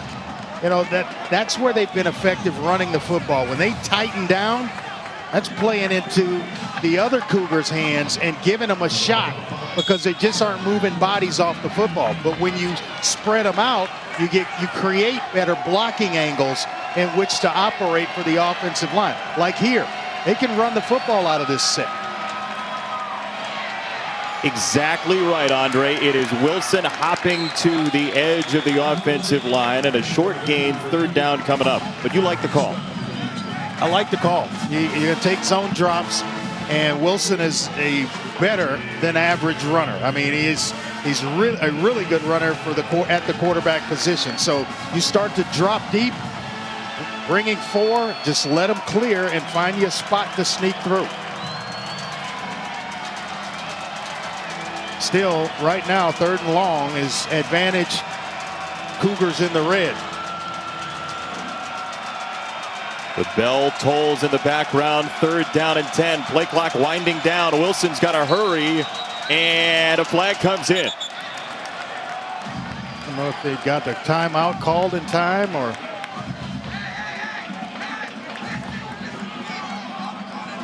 This officiating crew has been prone to conversation tonight, let's say. False start. Offense number 71. 5-yard penalty. Still 3rd down. Right now, Freeland. the speed of the University of Houston, it's like a basketball game, and you want to play at a certain tempo. Well, the tempo is being dictated by the U of H Cougars at this point, to the point where it's taken so long to get a play call in. You're trying to slow this wave down, this wave of momentum, but you're just not having the type of success that you want right now. And it's carrying over to all aspects of this football game.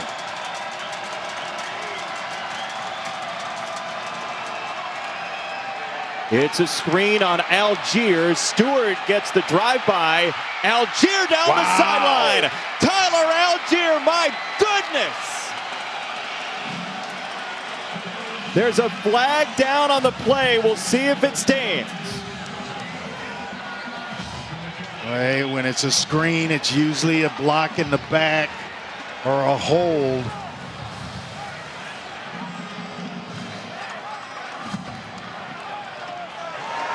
Illegal block in the back. Offense, 10-yard penalty. Repeat 3rd down. 46-yard touchdown wiped out. You just don't see BYU make the type of mistakes that they're making tonight. And that tells me that the game is being played at a pace in which they're not comfortable with. And the block in the back. Andre, Rex kind of fell into him. Yeah, there. just kind of fell right into him.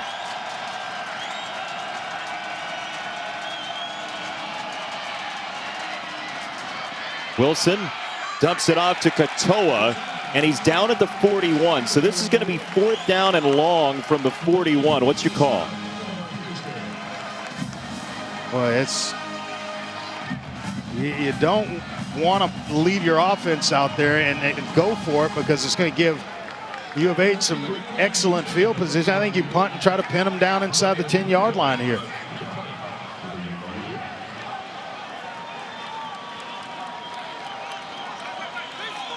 Wilson on the sideline. A lot of heavy praise for Aaron Roderick yesterday from his offensive coordinator, Jeff Grimes. Roderick, the quarterback's coach, as they will punt it with Rico.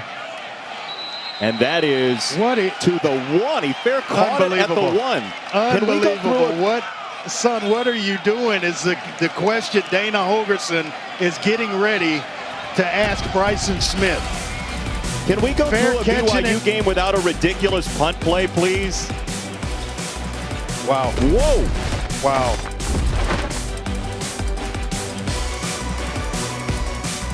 His first fair catch at the 1 of the weekend, Andre. Yeah, the rule, Jason, is to put your heels on the 10-yard line. If the ball's in front of you and you feel like you can't return it, you fair catch. But under no circumstances do you back up to fair catch a ball, and certainly not at the 1-yard line. I mean, Dana Holgerson read him the riot act, and I don't know what you can say that's a teaching point other than everything that you just said. And they do the smart thing, trying not to hold the ball with Clayton Tune or have him hold it, run the football. They've been able to do that with Kyle Porter effectively throughout this game. Remember, Houston does have a 91-yard touchdown drive already, as that one is tipped, and it's 3rd down. Hayden Wilgar. Zach Daw got a hand in. Yeah, Haas did, and then Wilgar was out there, I think, as well, reading the eyes of the quarterback. And Zach Daw with a big paw on it. When that ball hung in the air a long time. A short trip to the end zone from down here. 3rd down for Tune to the edge, and a great adjustment by Corbin, 1st down. Yeah, and the safety, Zane Anderson, is just hung on the hash mark. There's no help over the top for the corner, and what touch by Clayton Tune. He's thrown a couple of these tonight where it's on the outside, the safety, even if he tries to come over, but you've got to make an effort once you see the quarterback pull his hand back as a safety to break over the top and help the corner. What did Clayton Tune tell us about Keith Corbin? He said he makes quarterbacks right a lot of the time, and that was a great adjustment by Corbin to make a 1st down happen for Houston, and that was incomplete into big-time traffic in Wilgar. And that was Zane Anderson as well, who moved to safety from linebacker. I was talking yesterday, I'm used to seeing guys move from safety down to linebacker, but never up.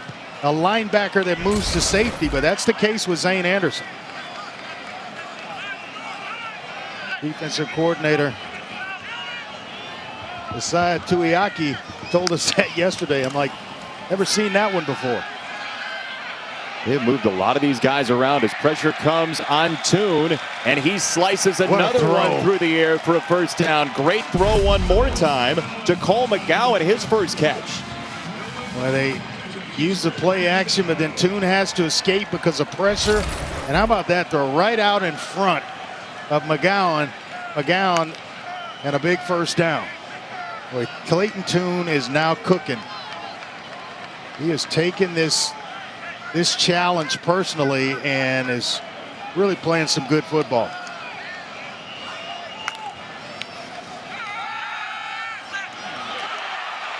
Tune is hit, and he is dropped. The ball came out And let's see, it is going to be Houston ball. Toon had to fall on it, and there has not been a lot of pressure on him so far today. That time it got there.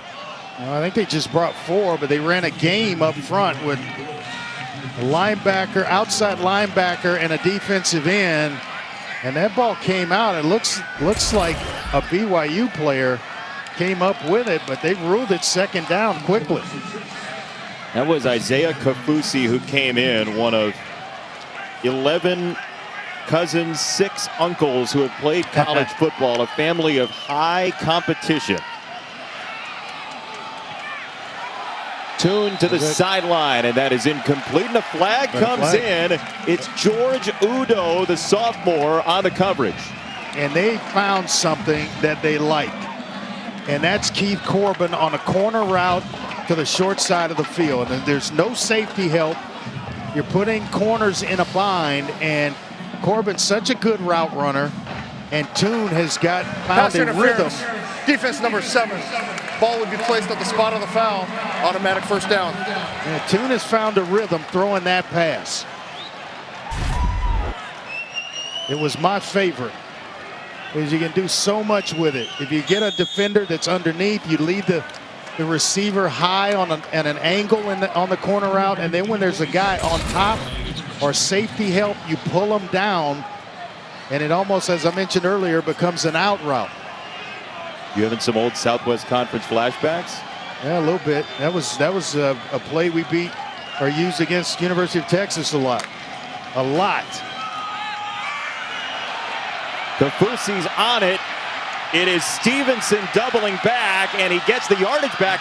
Ball comes springing out and pinballing away, and they blow it dead. They say he was down as Porter jumped on it. I mean, it looked like a pinball machine out there. Rolling on the field with the runner down. Second down. Got to have a little bit better ball security from Stevenson. He's a dynamic weapon with it in his hands, but he had a fumble last week that went over to Tulane. They lost the fumble. This one, he's going to get lucky, and the elbow, the forearm, touches down. That was Zach Daw who wrapped him up, and he's talked extensively about how wrestling has made him the player and person he is, just going one-on-one against somebody, leverage and technique. And we saw him grasp the runner Stevenson, who's much quicker there. Toon to the sideline, incomplete. It'll be 3rd and 16 for Clayton Toon.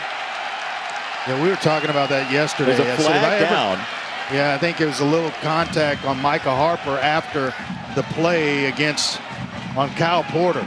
But I would always have wrestlers as offensive linemen and defensive linemen, because guys could function in short areas, takedowns. You got to use your hands. So I'd recruit the heck out of guys that play football with a wrestling background. Just at first blush here on the hit, I'm thinking Andre may be targeting here. We'll see what the officials say, but with that hit on Micah Harper, we'll check the marker and see if he led with the crown of his helmet. But just eyeballing it on the first hit, we'll see what they come up with on the contact from Harper to Porter. After the play was over, unsportsmanlike conduct. Offense number 22. Oh, wow. That's his first unsportsmanlike foul of the game. 15-yard penalty. The down counts. Second down. So they get it on Porter.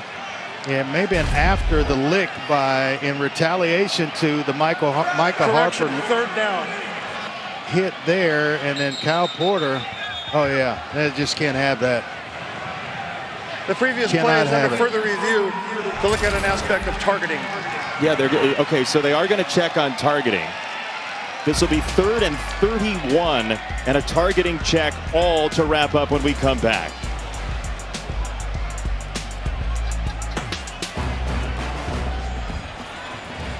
Okay, so what you're looking for in terms of targeting here is forcible contact to the head or neck area, but this one is the crown of the helmet situation. So the question is, if you have hit with the crown of your helmet and there has been an indicator of targeting, it does not matter where you hit. I mean, normally people hear forcible contact, head or neck area. There's also the crown of the helmet rule, and if Harper did with the crown of the helmet, that should be targeting. But then again, on the backside of this, Andre, Porter then comes up and with the crown of his helmet, headbutts Harper. And lunges to do it. So I don't know if it's not how much violence is inflicted. It's just if you're going by the code of the rule, that one right there, there's a headbutt. So they're looking at both for targeting, and it's both the crown of the helmet rule, and I think that's the one. I've mentioned the other portion because I think the crown of the helmet rule is the one you hear about less, but it does not matter where the contact is to with the crown of the helmet. And so if you're saying, well, he hit him in the chest or the sternum, wherever it is, that does not matter if there's an indicator of targeting and forcible contact with the crown of the helmet. I've been looking at this for a long time. And if they have 2 possible fouls. I'd be okay if they just played on and let both guys continue playing. But within the scope because it of the looked rule, like as Harper it's written, was, I get it, but it looked like Harper to me was leading with trying to go in with the shoulder, and the head got involved.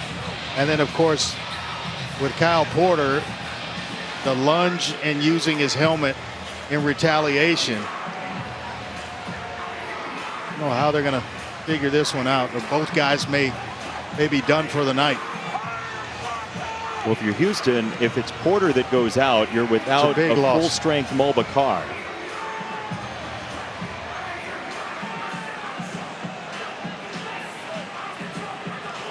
Now this one, to me, I don't love long replays, but this one makes sense. You have 2 fouls that you're dealing with ejecting a player, so you do want to get it right, although this has been a very lengthy review, Andre.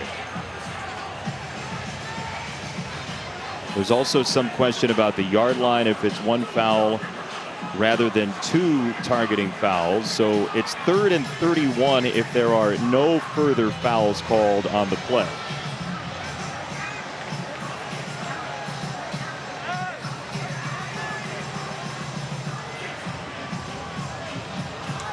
Hey, this long, it's like you're looking for something.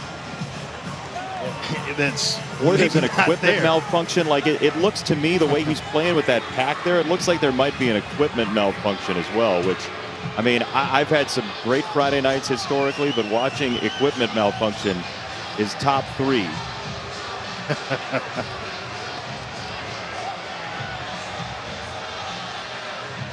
So, look, what you need to know if you're just joining us is we don't have cords and wires and knobs. We have 2 quarterbacks who are playing their hearts out. We have 2 possible targeting fouls here. And the first one is on Micah Harper, crown of the helmet question. After further review, there was targeting on BYU number 1. He is disqualified for the remainder of the game. That penalty will be enforced 15 yards, automatic first down. After the play was over, 10-yard penalty by Houston will still be enforced, but it will still be first down. So Harper is done, the freshman out of Chandler, Arizona. That is a targeting foul because he led with the crown of the helmet, and there was an indicator of targeting, a thrust, a dive, something like that. To me, though, Andre, if you're going to call that one an intentional headbutt with the crown of the helmet, probably means you got to go 2. I agree totally with you. And Kyle Porter kind of got to breathe a sigh of relief because he easily could be headed to the locker room along with Micah Harper. So it's first down. The penalty moves them forward and then back 15 as Mulbacar does check in, and the screen is going to him. So Carr across the 45 and then some. It's a first down for Houston, and Mulbacar on a pitch count tonight has a first down. Yeah, that ankle injury that we talked about last week left the game and didn't return, and got a BYU player, it looks like maybe cramps.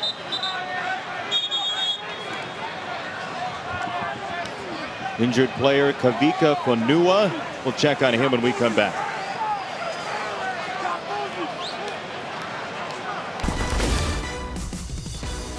Here's a look at the National Championship Trophy presented by Dr. Pepper. And we mentioned off the top of the show that BYU has an outside shot at making the college football playoff. They are 4 They have a 23% chance to win out according to FPI, 5% chance to make the college football playoff.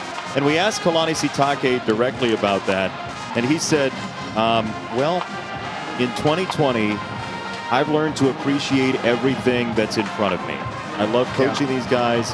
I appreciate them, and I don't mean to be glib or a jerk or anything like that, but he said, it's not something I'm thinking about. And some coaches say that, and you're like, I don't think he's telling the truth. I 100% believe him. At this point, they've got a tall order standing in front of them. And it's Clayton Tune to Jeremy Singleton. It's first down Houston, and Tune has been exceptional tonight. Yeah, Singleton, he really had a breakout season in 2019. 26 catches, 381 yards, and 3 touchdowns. They love getting the ball in his hands on shot plays. Unfortunately, tonight he hadn't had many opportunities because BYU is just sitting in 2 deep zone. He is out of Brother Martin High School, the athletic powerhouse in New Orleans. As this is a run for Mulba Carr, who's got not much, maybe half a yard. And there's second the down difference. coming up. There's a difference right there, Jason, in Mulba Carr and Kyle Porter. And Mulba Carr's a better lateral runner. He's better at stretch plays or getting to the outside. Kyle Porter is excellent between the tackles. So you're asking Mulba Carr to do something, that Kyle Porter kind of specializes in. Porter's back in for the first time since that personal foul penalty moments ago on this drive, and Porter up the zipper, sets up a 3rd down and 1.5. There's my point. Right between the tackles, 4-man front. You got a linebacker that's the 4th kind of standing up, so it's kind of easy to block. And he can find holes in the middle, and he's tough to bring down. So they change up the tempo and they speed it up for a first down to Porter once again. And Houston and Dana Holgorsen, they should just can the first quarter for the rest of the year. The thing about this is that now you found something with Porter between the tackles. Tune, sideline a little bit too much for Dell. It's forcing the look of BYU to change, and so now when you're effectively running the football, it's going to put corners in situations like this. Keenan Ellis in one-on-one coverage on the outside against Nathaniel Dell. Before, it's always safety help over the top. Now you're getting some looks with single safeties, and that's going to bring these outside receivers to the party. With one of BYU's cover corners out of the ball game, Harper, with the targeting in a quarter when Houston has had the ball for a substantial amount of time. They may go right back to Dell at the top. Tune scanning. He bails out that direction. Tune uncorks to the sideline. And this is brought in. Oh, wow. Bryson Smith. What a play. Kind of atoning for that fair catch at the 1-yard line. Nice job with all it takes is 1 foot on this level. The previous play is under further review. Yeah, take a look at it, but I think he tapped it down. That's a heck of a play, a heck of a catch. And he completed the catch. He came down to the ground. The ball was in full control. And that looks like a pretty easy fish in a barrel catch right there for Bryson Smith. It's just a question of did the toe actually tap down or did it drift to the white portion of the out of bounds mark. Remember, the ruling on the field was that it was indeed a catch, and I don't see where there's anything that makes you think he didn't tap the foot down. Oh, that's inbounds. Let's play. And he has control of the ball at that time. He has command of the ball. Watch when he pulls it in and where the ball is when the toe taps. That's the only thing they could be looking at.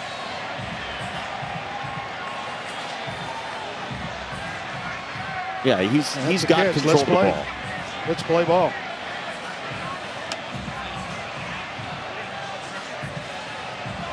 Well, he sticks it right in his stomach and rolls, and to make sure that the ground doesn't kind of jar it out. It's a heck of a play. Yeah, that's not After easy at further all. review, the ruling on the field is confirmed. First down.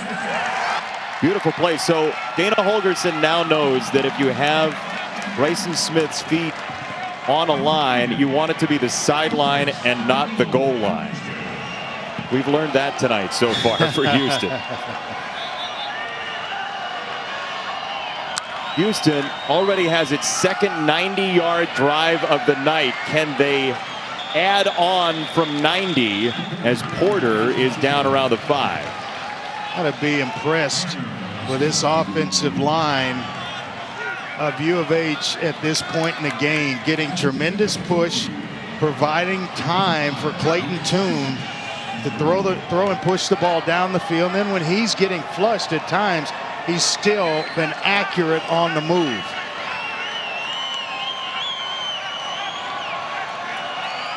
This is a 16-play drive, eating up nearly half the quarter.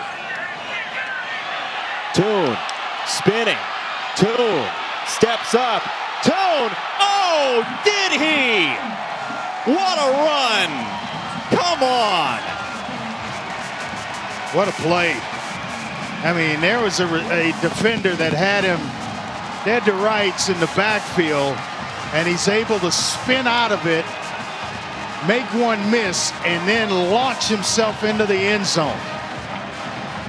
I'm telling you, he has taken this quarterback.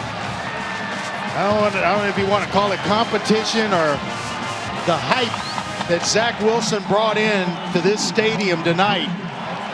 He's taking it personal, and you can see it through his play.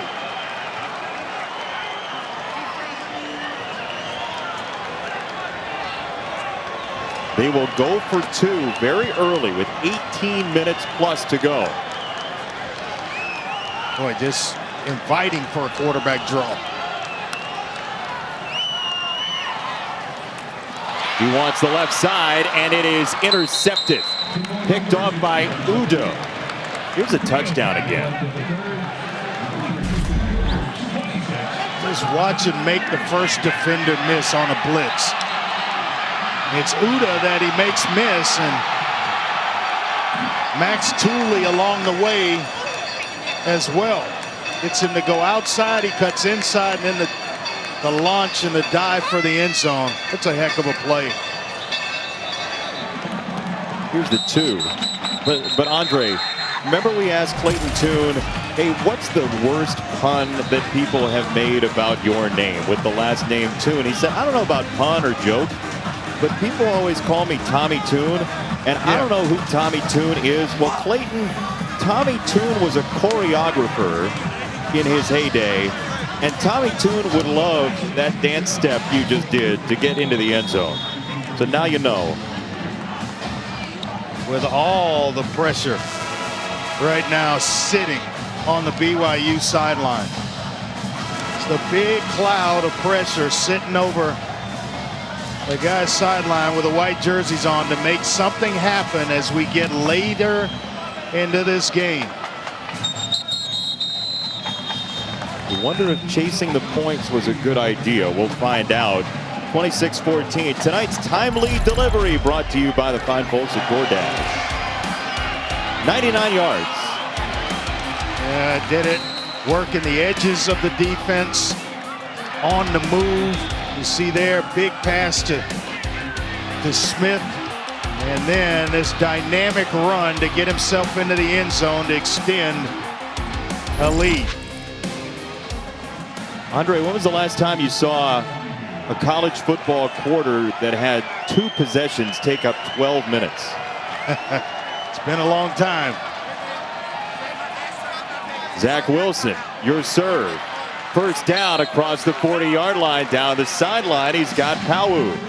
Well, and the way U of H is operating, it's almost going to take a score here. They've got to find a way to get themselves not only just a field goal, but back into the end zone, because defensively, you haven't been able to stop the U of H from moving the football. Wilson under pressure coming from Logan Hall. He goes to the sideline, and he's got the big guy with the hurdle again, Mason Wake. He's well known for it, and he goes high once more. Well, I tell you what, just the ability to get this ball off. Watch the launch angle from his arm, just from his side. Just a quick flick of the wrist, and then wake on the tail end of it. Make sure you secure the ball, big fella. Look, Mason Wake, people have asked him, why do you hurdle people all the time? You're 6'1", 250. He says, I've always been a big kid, and all these little guys are gunning for my legs. So I had to learn early on how to jump over people.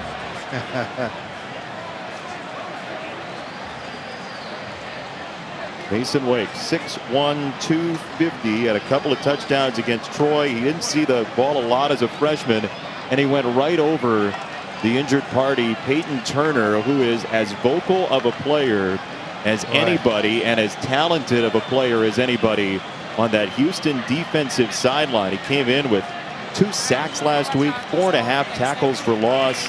And here's a young man who already has had a major knee injury as a high school senior, and good news that he'll come off under his own power. He is some physically gifted player that this coaching staff, they expect to see him playing on Sundays in the NFL. Got great size at 6'6", 270, could add some weight. Got an excellent pass rusher, and he can chase you down. Quick injury report from Chris on the sideline for BYU. Yeah, Gunnar Romney has been in and out of the medical tent nursing a right hamstring. He's currently out but does not have his helmet with him. Chris, thank you. So without Romney, Wilson to Dax Milne. And inside the 5, first and goal BYU just as the game started. Wilson to Milne. Well, they will show you that they can match how you play. Against Navy, everyone knows that Navy is a running team. Well, BYU surpassed them in that category. Then Troy comes to town throwing the football around. They were able to throw it with Troy, and then it was a kind of a mix with Louisiana Tech. So I say all that to say, if you get in you want to shoot out, they will do that with you, and they can move it up and down the field, and that's even without Gunnar Romney, one of their better receivers, and certainly the deep threat in this offense. Milne in motion. Wilson is stopped. Olivier Charles Pierre with that tackle, and it's second and goal. Yeah, I think Peyton Turner was back in the ball game again, so it was a quick healing of the cramp that he had a couple of plays ago, and he got himself right back in the game to help stop Zach Wilson. Shows you just how important big number 98 is to this defense.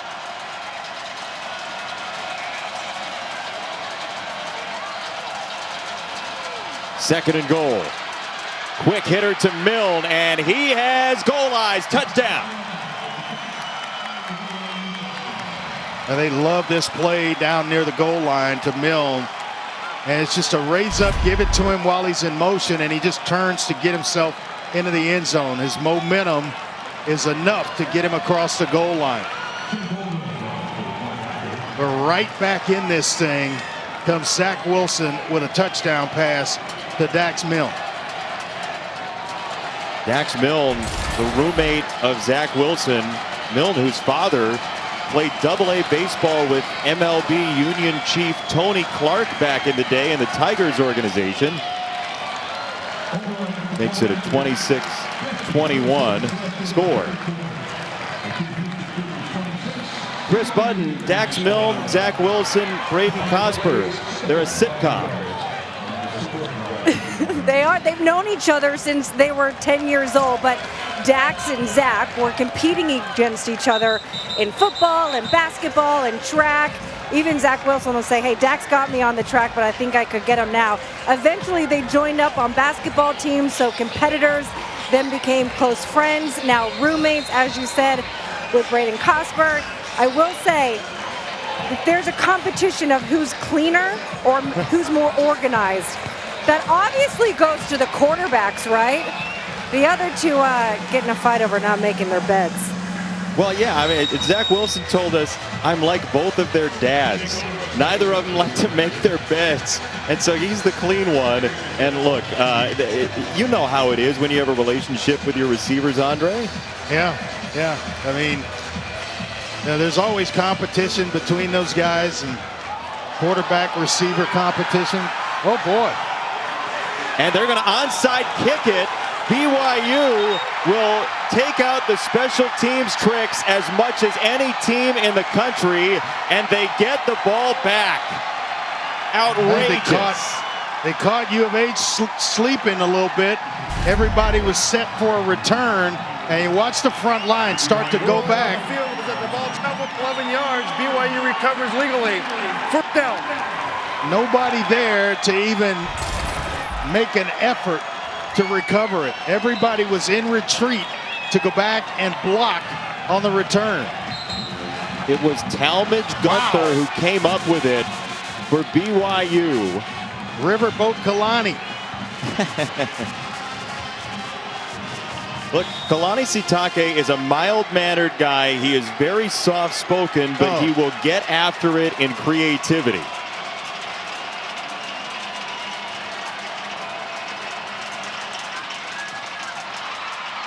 Wilson, Dax Milne one more time across the 45, and here was the celebration in the BYU locker room when the athletic director had an Extend Kalani shirt under his jacket. This is the big celebration from last year when they knew that their head coach was coming back for a long time. I just wish everybody could really hear his message. They should hear his message, because he's truly living a dream by being the head coach at BYU. Tyler Algier off the screen. Little soft shoe down the sideline and out of bounds right near the marker again. Boy, the arm angle on this throw to squeeze it into Tyler Algier. I mean, he lets the rush get to him, and then all of a sudden it's just a quick sidearm kind of flick to get it just past the defenders. It doesn't have to, you don't have to be, squared up, everything. Just get it to him somehow, some way. You can tell he's watched a mixture of a lot of quarterbacks. Yes, He's a he well-prepared young man who's got a lot in his bag of tricks, but so does Houston. Toon versus Wilson. Houston, BYU, 15 minutes of fun remaining.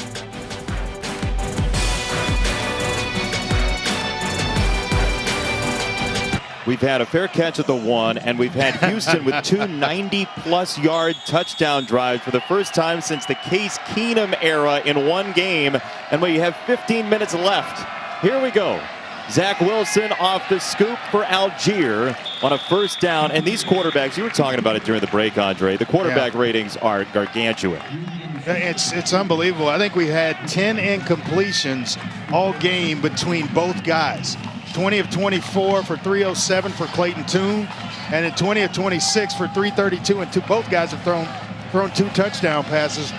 That's for Zach Wilson. So you're getting your money's worth with these two guys. And they're making quick decisions, both of them. Average time before the throw tonight, under 3 seconds for each of them. Wilson, quick release this time, and this is down on the deck. And it'll be third down. He was looking for Cosper. Cosper, his other roommate. To the other side, filling in for Gunnar Romney, who Chris told us was out with a hamstring, taking his helmet from him. So he's unlikely to come back in this game, and he's going to have to do it with Pau, Milne, and now Cosper. How much pressure does Houston bring? They dial it up. Here they come. 5 of them. Backpedaling. Wilson gets hit, and he gets dropped. Houston got there, and the sack for Anini, the end. Anini is a pass rush specialist, a speed rusher that can certainly get after you, and he's actually showing some power working against Brady Christensen, the left tackle for BYU. But undersized is 6'3", 240. And he's just beat a guy 6'6", 300. So 2 sacks allowed for this very, very, very confident offensive line, and old offensive line, and together offensive line. But they're out of field goal range now, and they'll let the clock run down to 0 and take the 5-yard penalty. So basically, kicking team, 5-yard penalty, still fourth down. You're saying no harm, no foul on the onside kick. They're able to, the defense able to rally. And how about Joe Cougars? Dialing it up at the right time, bringing an extra linebacker. They just brought 5, but they were able to get home and affect Zach Wilson.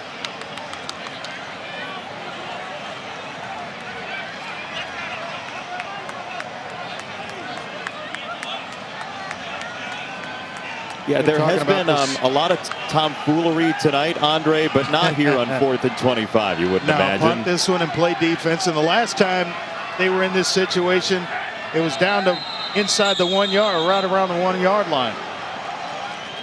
I think they just caught another delay. I think they're wanting the delays to try to land one inside the 10. Quick traffic and weather update. Delays continue.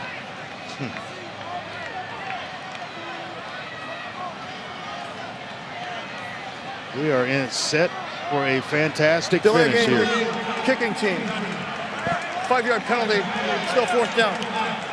Yeah, this is, I say this all the time, but I would decline these because all you're trying to do is get room for your punter. Make him punt it from the spot that he's trying to get the penalty yardage from. Rico finally does put toe to leather. And this will bound. And a really nice punt from Rico inside the 10-yard line. So Houston already has 2 90-plus yard touchdown drives. They'll try and do it again. Tomorrow, Jimbo Fisher and the Aggies on the road in Stark Vegas to take on Mike Leach and Mississippi State in the air raid. 4 Eastern, 3 Central on ESPN and the ESPN app. Other national storylines going on right now. Big postponements this week. Oklahoma State, Baylor, Cincinnati, and Tulsa, LSU, and Florida. Nick Saban still may coach for Alabama. He would need 3 consecutive negative tests, all spaced out by 24 hours or more after his positive test on Wednesday. And then Trevor Lawrence and Clemson facing Georgia Tech. We had Georgia Tech last week, Andre. Jeff Collins has a lot of spirit in that team. They might be undermanned, but I don't know if they're going to get beat by 27. You? No, they'll fight to the finish in that one. Clemson, though, they're on another level when it comes to college football right now after watching them last week. Clayton Tune to the sideline, and a flag comes down. Chris Wilcox on the coverage against Singleton. I think this may be offensive pass interference on Singleton going over the back of Chris Wilcox. Wilcox is an excellent cover man, team's best cover man. Pass interference, offense, half the distance to the goal, repeat 2nd down. Now this is a time, if you're BYU, to bring some pressure. When you have U of H pinned back like this, so that's perfect coverage right there. Step for step. That's a good call. And his only shortcoming has been he's been injured the last couple of years.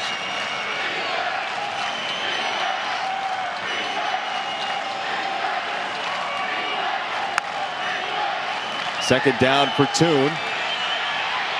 Pressure coming. He steps up in the pocket. Tune on the run, and he dives with another marker coming in. And it's in the area of holding. It's number 76. Half the distance to the goal. Repeat 2nd down. And it has been a less than desirable night for Patrick Paul. He was pulled at one point in this game for Ruben Uniji at left tackle.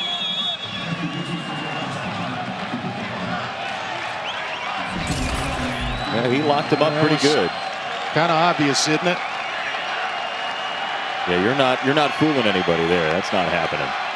2nd and 14. The passing plays had not worked, so Porter runs it. Andre, Clayton Tune tonight has 12 completions on passes thrown 10 yards or more downfield. He had never had 9 in a game in his career. He's been really successful intermediate. Receivers like Keith Corbin running excellent routes, and he's been money in terms of accuracy. Tune incomplete. Some contact with Troy Warner, who's celebrating as though he's a statue. to be placed on a mantle. 4th down.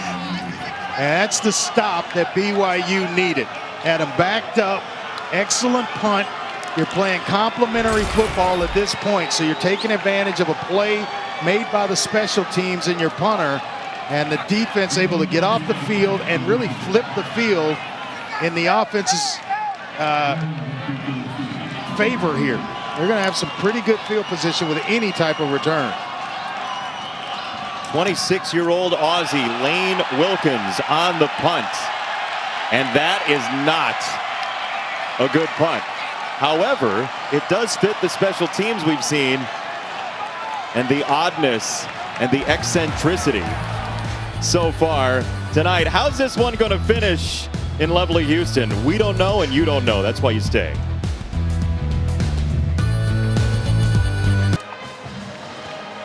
Welcome back. 5-point game here in Houston, and the Cougars defensive line for Houston is known for being a group that likes to trash talk.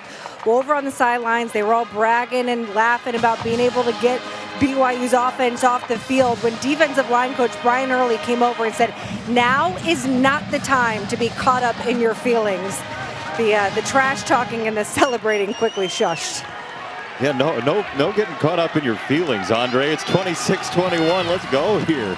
Yeah, and your punter just puts you against your backs against the wall with a 13-yard punt, and they're already close to the red zone. So we need you to do something special here to hold BYU to just a field goal attempt.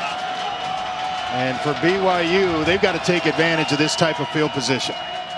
Take a shot here, maybe. They'll spin it back to Milne. Dax Milne is down to the 10-yard line. 1st down and goal, BYU.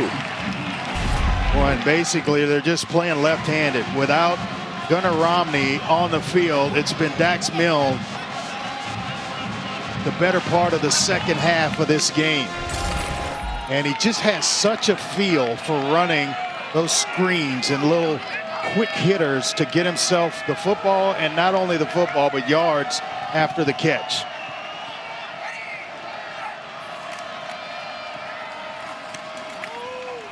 First down run, it'll be 2nd down and goal. What kind of call do you like here for Wilson in this offense?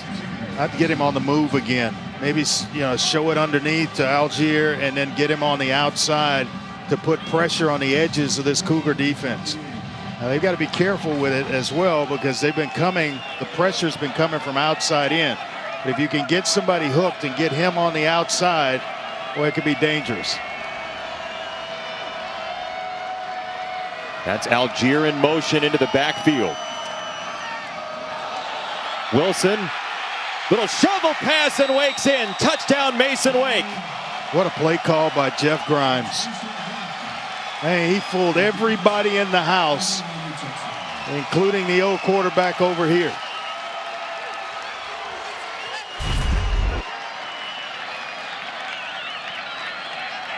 Boy, that's sweet. That almost looks right out of the Kansas City Chiefs playbook when Patrick Mahomes threw a shovel pass kind of underneath in the same manner about 2 weeks ago. Well, look, we talked about this. They're going to go for 2. Zach Wilson told us with great poise that he added arm angles because it adds throws and things for the defense to look at. It's almost like a pitcher changing his arm slot. And there he did it again to great success as Algier reaches for 2.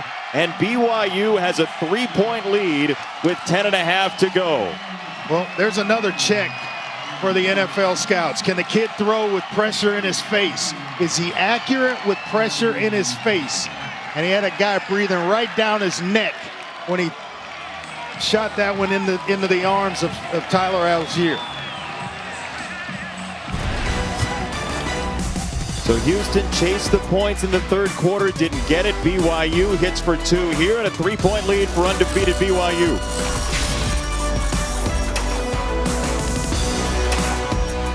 It's Mahomes stuff here for Wilson. Yeah, no doubt. I mean, this is the same play call that Mahomes hit his fullback on, and then all of a sudden they put this in. Zach Wilson hits Mason Wake on the same exact play. Well, you talk about a copycat sport. Football is it. You find something good that you've got the personnel to run it, coaches will find a way to put it into the playbook and implement it into the game plan. They ran Tyreek Hill in motion. This was Algier in motion for BYU. And it was the same arm angle. I mean, it's the same play. And this is where the study that we've been talking about all night from Zach Wilson, you can install something like that when you know somebody's a high-level thinker like this young quarterback is. I mean, same arm angle, almost an underhand, right-hand shovel pass. Hey, this season, for every field goal and extra point made by participating universities, Allstate makes a contribution to the university's General Scholarship Fund. Thank you, Allstate. Is a combination of Joe Burrow and Aaron Rodgers and Drew Brees and all of that. But Clayton Tune on the other side from Zach Wilson has been tremendous tonight, Andre. He has, and now the ball's in his hand with an opportunity to lead his group. Oh, boy. And he nearly got it picked off. Peyton Wilgar was spinning down for the ball. Wilgar was in place earlier when Zach Daw got his hands on the ball, and there just read the eyes of Clayton Tune. Took him right to the football and almost came up with a big turnover. Wilgar, whose father Dana wore the same jerseys that they're wearing tonight back in the 70s, as this is a ball to the sideline, and Wilcox this time no flag against Singleton. Boy, and whereas the University of Houston turned it over a bunch last week against Tulane, they've been able to stay away from it.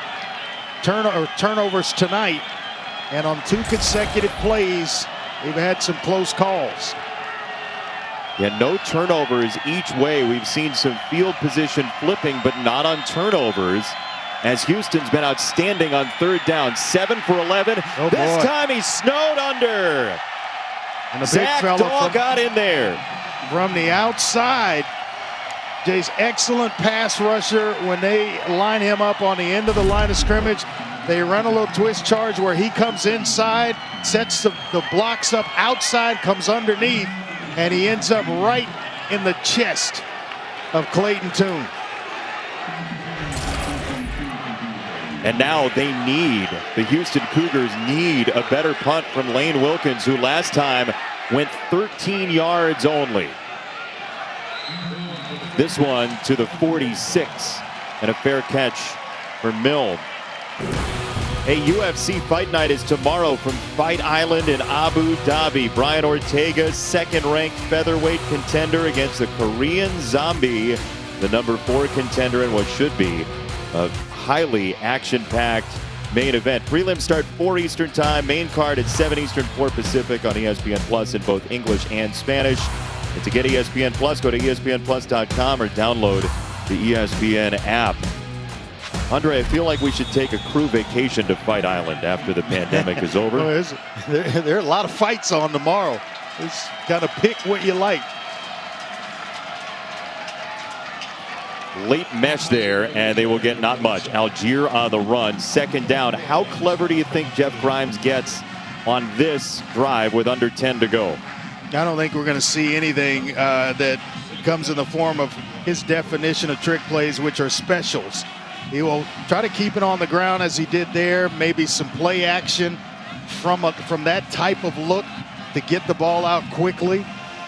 But something safe. And it looks like Houston playing zone right here. He's got the bottom receiver in the slot open already. Zach Wilson has been awesome against zones so far this year in the 4 games, and he makes a good decision for Keanu Hill that time, right around where the marker is. And that's where exactly he went with the football. To the slot. Sometimes you overcomplicate the game. It's just who's uncovered, who can I get to quickly, and who's sure-handed, and give them the football. Now, X down and 1 to go has been difficult for BYU tonight. They tighten things up again. I would stay spread out trying to run the football against the Cougars. Algier puts the head down. He's not going to get there. Andre, same deal.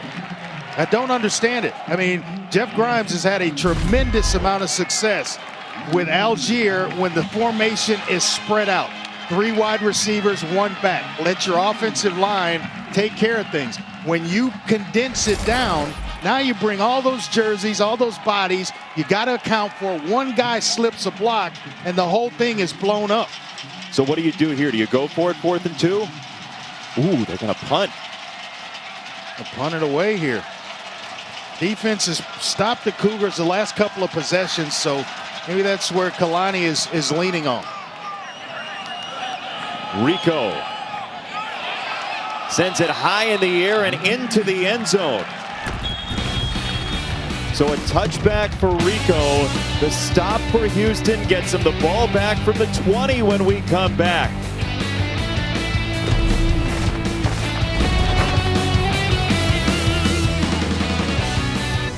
ESPN College Football is presented by Ram, built to serve.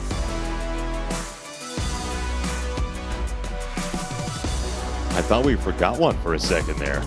No, there he is. We didn't get to see your hairdo though, with the fade going on. Hey, I'm in the house, man. It. Couple of pictures in the house. How many cutouts you got?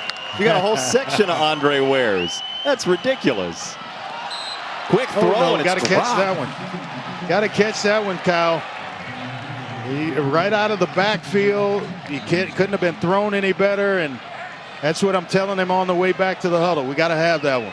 That's a young fella there with the true flat top. Wow. How many are you? They're like 12? You got a whole Brady bunch of Andre wears. There are 11 of them. That's awesome.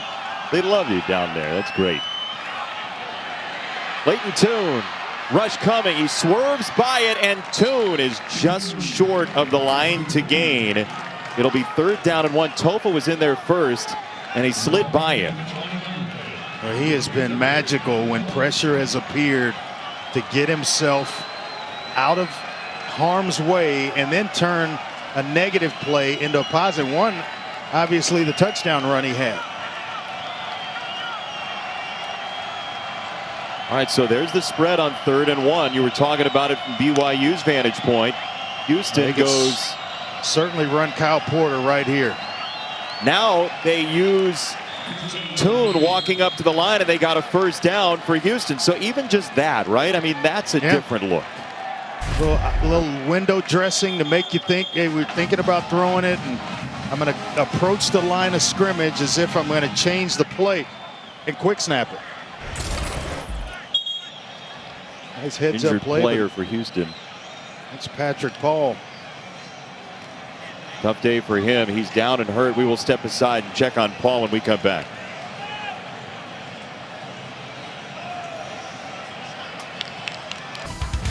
BYU and Houston, both teams undefeated. BYU 4-0, Houston 1-0. And these quarterbacks, Andre, what do you make of them tonight?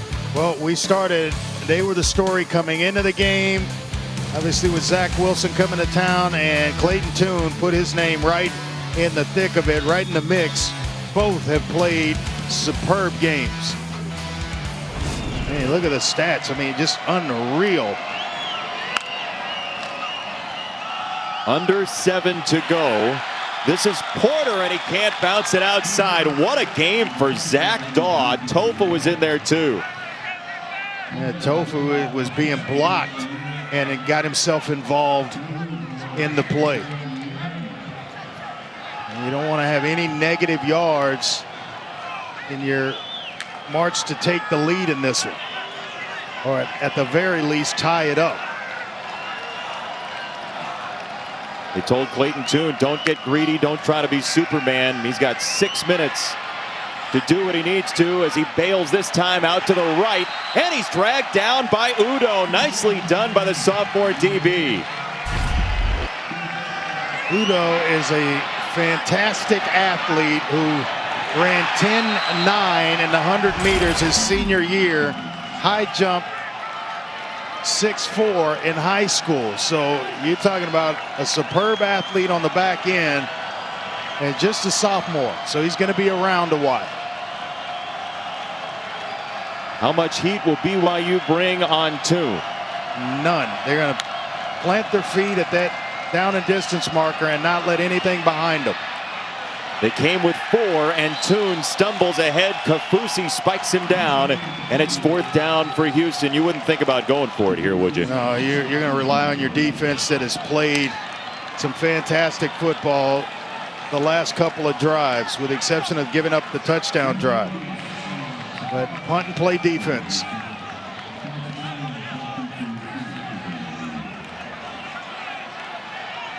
BYU 4-0. Their last unbeaten season was 1984 under Lavelle Edwards. And certainly that's a long way down the road. But that's what they're playing for, and the ball's on the deck.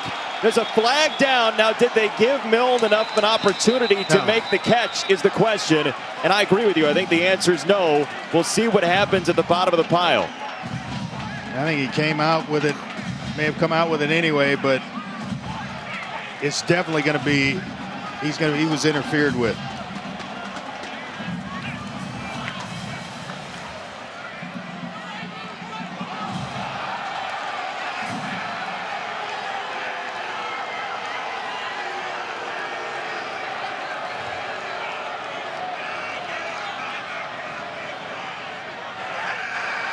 Kick catching interference, kicking team number 17, 15-yard penalty, 1st down. And it's, you know, a big penalty here at the end of it. Fair catch. It's the width of the receiver's shoulders and 1 yard in front of him. And this is absolutely a breach of that.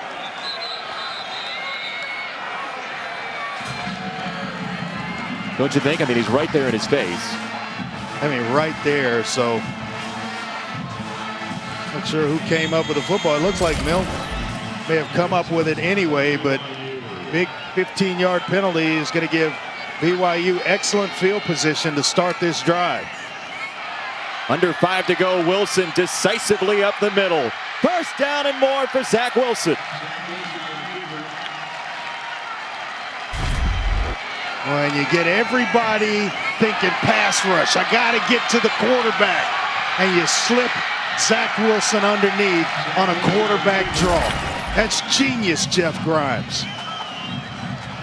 Jeff Grimes told us there are some times on tape he looks at Zach Wilson. He's about to stop the tape to say, don't do, and then he stops himself because the kid is so clever with his arm angles and his decision making that he'd rather just let him play, as Wilson wants to throw the screen, and he puts that one in the ground outside the numbers and 2nd down. Yeah, excellent read by Williams, the corner to that side. Just kind of sniffed things out. He's had a nice ball game. He's played a nice ball game for this Cougar defense. He's their boundary corner. You're forced to make a lot of tackles. You got to be tough when you're playing the boundary corner because you're going to be involved in a lot of run defense. What a start to our college football weekend on Friday night. Some big games tomorrow as Wilson throws, and he's got a 1st down all the way downfield to Isaac Rex, the freshman tight end inside the red zone. Bought himself some time and allowed Isaac Rex to clear, and throws him an absolute strike. And now BYU trying to settle in to their 4-minute offense. They've got a lead, not pressured to score, but they want to work the clock. So you'll see Zach Wilson take the clock down around 5 seconds before he snaps the football. 3 timeouts remaining for Houston. They've got to force at least a field goal here, you'd imagine, to have a chance. As Wilson loads up a cannon down the middle, and it squirts free. Now the question is, did Pau have control? And the answer is no. Well, you talk about some trust. That's trust in your quarterback right there. Because anybody else, in any other situation, you are running the football on 1st down. Great route to set it up by Pau. And he should have caught this one. This was a dime thrown in there, nice and low, away from the corner to where he can't get a hand on the football. You just gotta finish that one.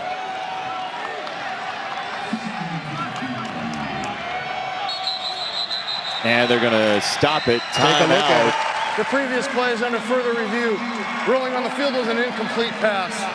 Well, Now, my point, Jason, is anybody else, any other coordinators thinking, let's work the clock, we're going to run the football and force U of H to take the timeouts? Not BYU, and not with Zach Wilson. They're going to push the gas because they trust him. He's smart with the ball. He places it. That's fine placement right there. Away from the defender, low and inside. That's like net drills back at the University of Houston right there.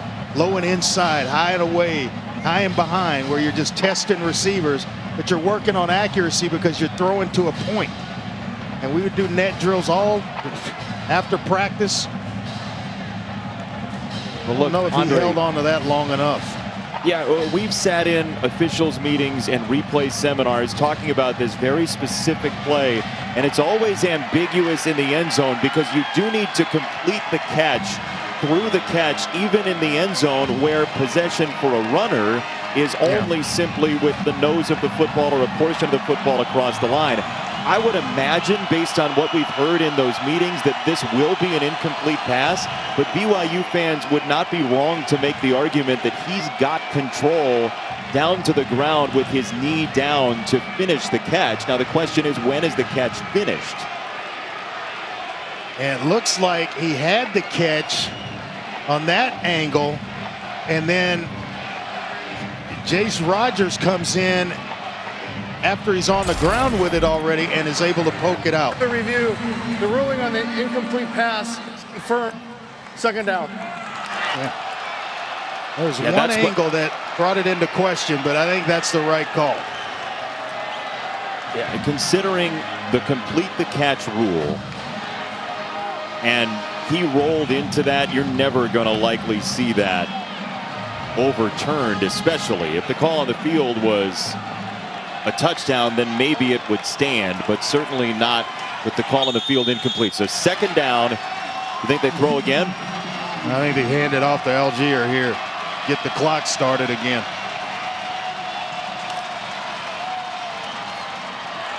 Another quick throw, and it's incomplete for Dax Milne. You don't see that much, and that's just a bad throw by Zach Wilson. He rushed it, and it was just out in the front, too far in front for Dax Milne. How much football do you think those two talk? You know, you got a roommate that's a quarterback and you're a receiver, and I bet you they're talking about plays and how to get open and where I'm going to place the ball a bunch. You better believe it might come into play on 3rd down and 10, and movement from the right tackle and Blake Freeland. So a marker comes in, and it looks like a false start. False start. Offense number 71. 5-yard penalty. 3rd down. It was first time he played offensive line was last year as a true freshman. It was a high school quarterback, and he goes about 6'8", 300 pounds. All-state in basketball.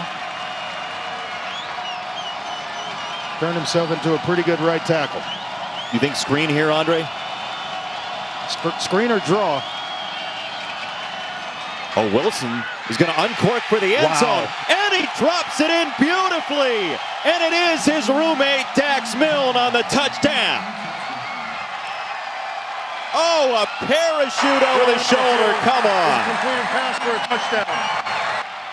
That's trust right there at the highest level, ladies and gentlemen. Because I can tell you about 99 out of 100 offensive coordinators will be running the football in this situation. But when you have one like Zach Wilson, you know, it changes the game. And you have total trust in him to make the right decision, and two, that he's going to accurately deliver the football, and he did both in that case.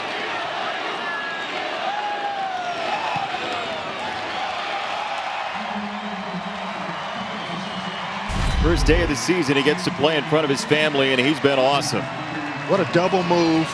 They take advantage of the aggression of Demarion Williams. It took all the way to the 4th quarter for them to come back. Remember before the half, they threw the hitch route, got him to bite up. He runs a slant and go, and right on the money is Zach Wilson from a timing standpoint to get him to bite. The ball's in the air so that he makes the play. You said it. They talk a lot of football, and they just use that almost telepathy to get their third touchdown hookup. Wilson, 400 yards.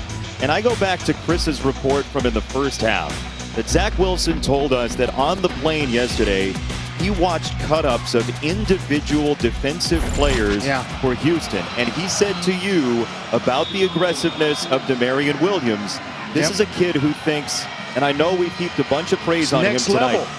He deserves, you're right. I mean, you know it. You played at the next level. How special is his preparation for college football? It's special because I specifically asked him, I said, give me a couple of defenders that you feel like you can take advantage of or what you've seen on film that could benefit you. And he pointed out Williams. He said he's aggressive. So right then I'm thinking double moves, and I say it, and he just starts to smile.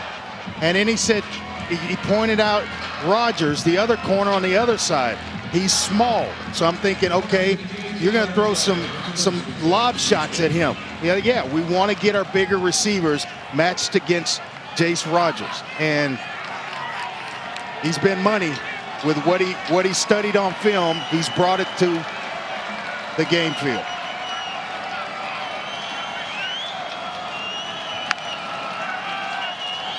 Got the Agassi headband while you're at it as Clayton Tune goes to the sideline, and Porter, who's stacked up, and BYU's defense lives for this. They'll give you 5 yards all day long. Yeah, they'll give it to you, but the thing about it is they're able to keep Porter in bounds, and so the clock's going to continue to run. 3 timeouts remaining for Houston and Dana Holgorsen. Tune spits it out wide, incomplete. He felt the heat coming and the walls closing. 3rd and 7. Boy, this is where Tyler Batty really excels. I saw him against Louisiana Tech right before the half. They had Tonga on the bench. Batty was in, and he came up with 2 sacks in that game.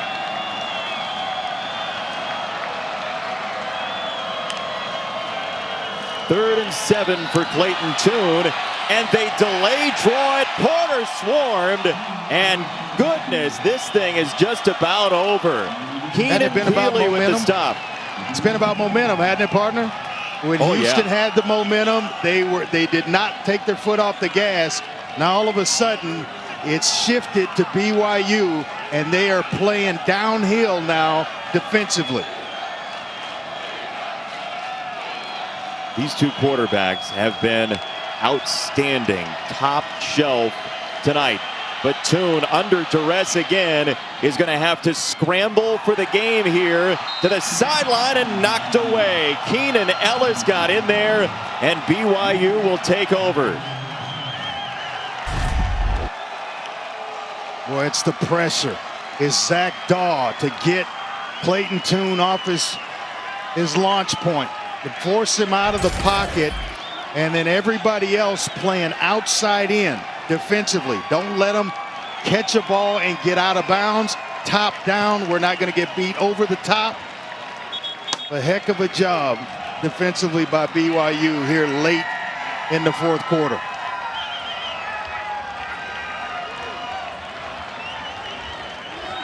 That's Udo on the sideline getting some pats on the helmet, and the BYU sideline said, Kalani Sitake said to us, we're just going to pretend everybody in the crowd is a BYU fan because, frankly, we haven't played in front of anybody all year long.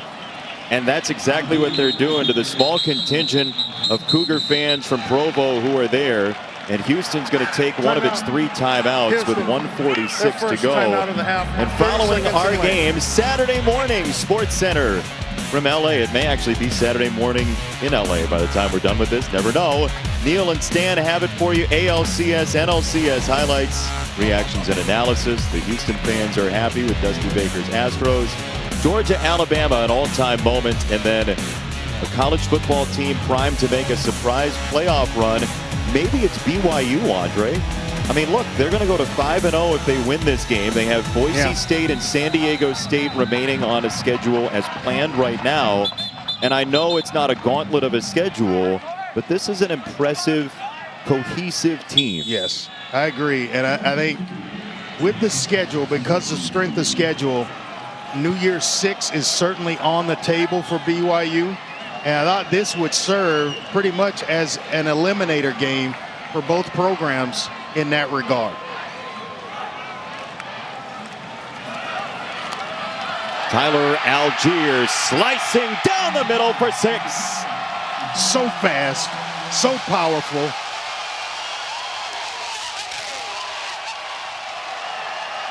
And he played linebacker a year ago and had 26 tackles because they had depth problems on that side of the ball. So it shows you what kind of athlete and football player Tyler Algier is. This year, they needed him back at running back. He flips over and is having one heck of a season.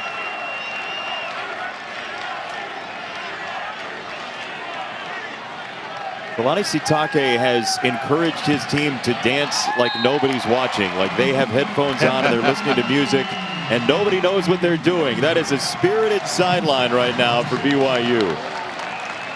He'll get in there and dance a little bit himself, but watch this cut on a dime, just straight up the field, and then the speed when he sees the crease in the defense to get himself into the end zone.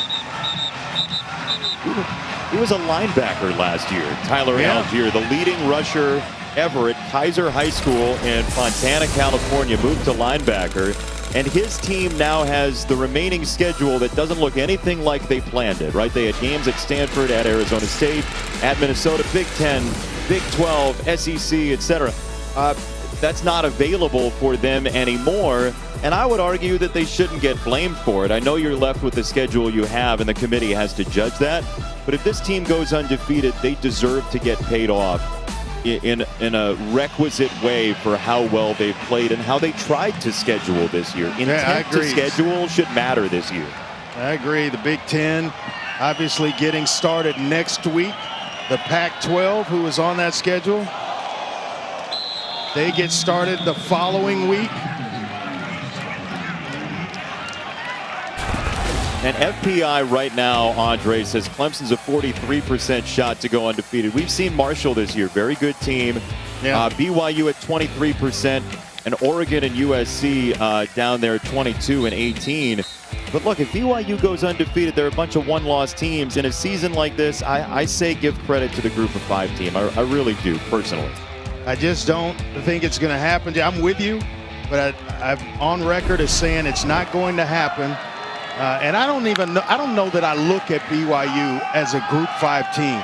Yeah, I shouldn't say Group of 5, Andre. They're an independent, but they get treated, I think, like a Group of 5 more than a Power 5. That's exactly right. They're somewhere in the middle, and I think consideration should be taken for that. And when you're trying to schedule a tough schedule like they had, and obviously with the pandemic, games are canceled, schedule has changed. I agree with you. Intent should be factored in. Houston's going to run it out here. BYU suddenly, Houston had a lead and BYU has rattled off 29 unanswered. BYU was up 14-3. Houston up 26-14. And that young man, Zach Wilson, on the BYU sideline, where does he rank in terms of impressive college quarterbacks that you've talked to in your time doing this, Andre? Talk to? Yeah. Right at the top. Because it tells me when you're sitting down talking to him, everything he says makes sense. You hear guys and they scratch the surface with some of this stuff, but he's on another level. He is trying to get to a different place than, they all aspire to be NFL quarterbacks. But when you see the work that he puts in, the study that he puts in, and he's talented on top of that physically, boy, sky's the limit for Zach Wilson. His team wins 43-26. BYU goes to 5-0. Houston drops to 1-1. Hey, it is fun watching quarterbacks with you, partner. It's two pretty good ones tonight, that's for sure, my man. Hey, Houston was game, by the way. Clayton Tune had a very nice night for himself and deserved better than a 17-point loss. But BYU wins 43-26. Enjoy college football over the weekend. For Chris Button, Andre Ware, I'm Jason Benetti for our entire crew. BYU wins 43-26 in Houston. Sports Center is now.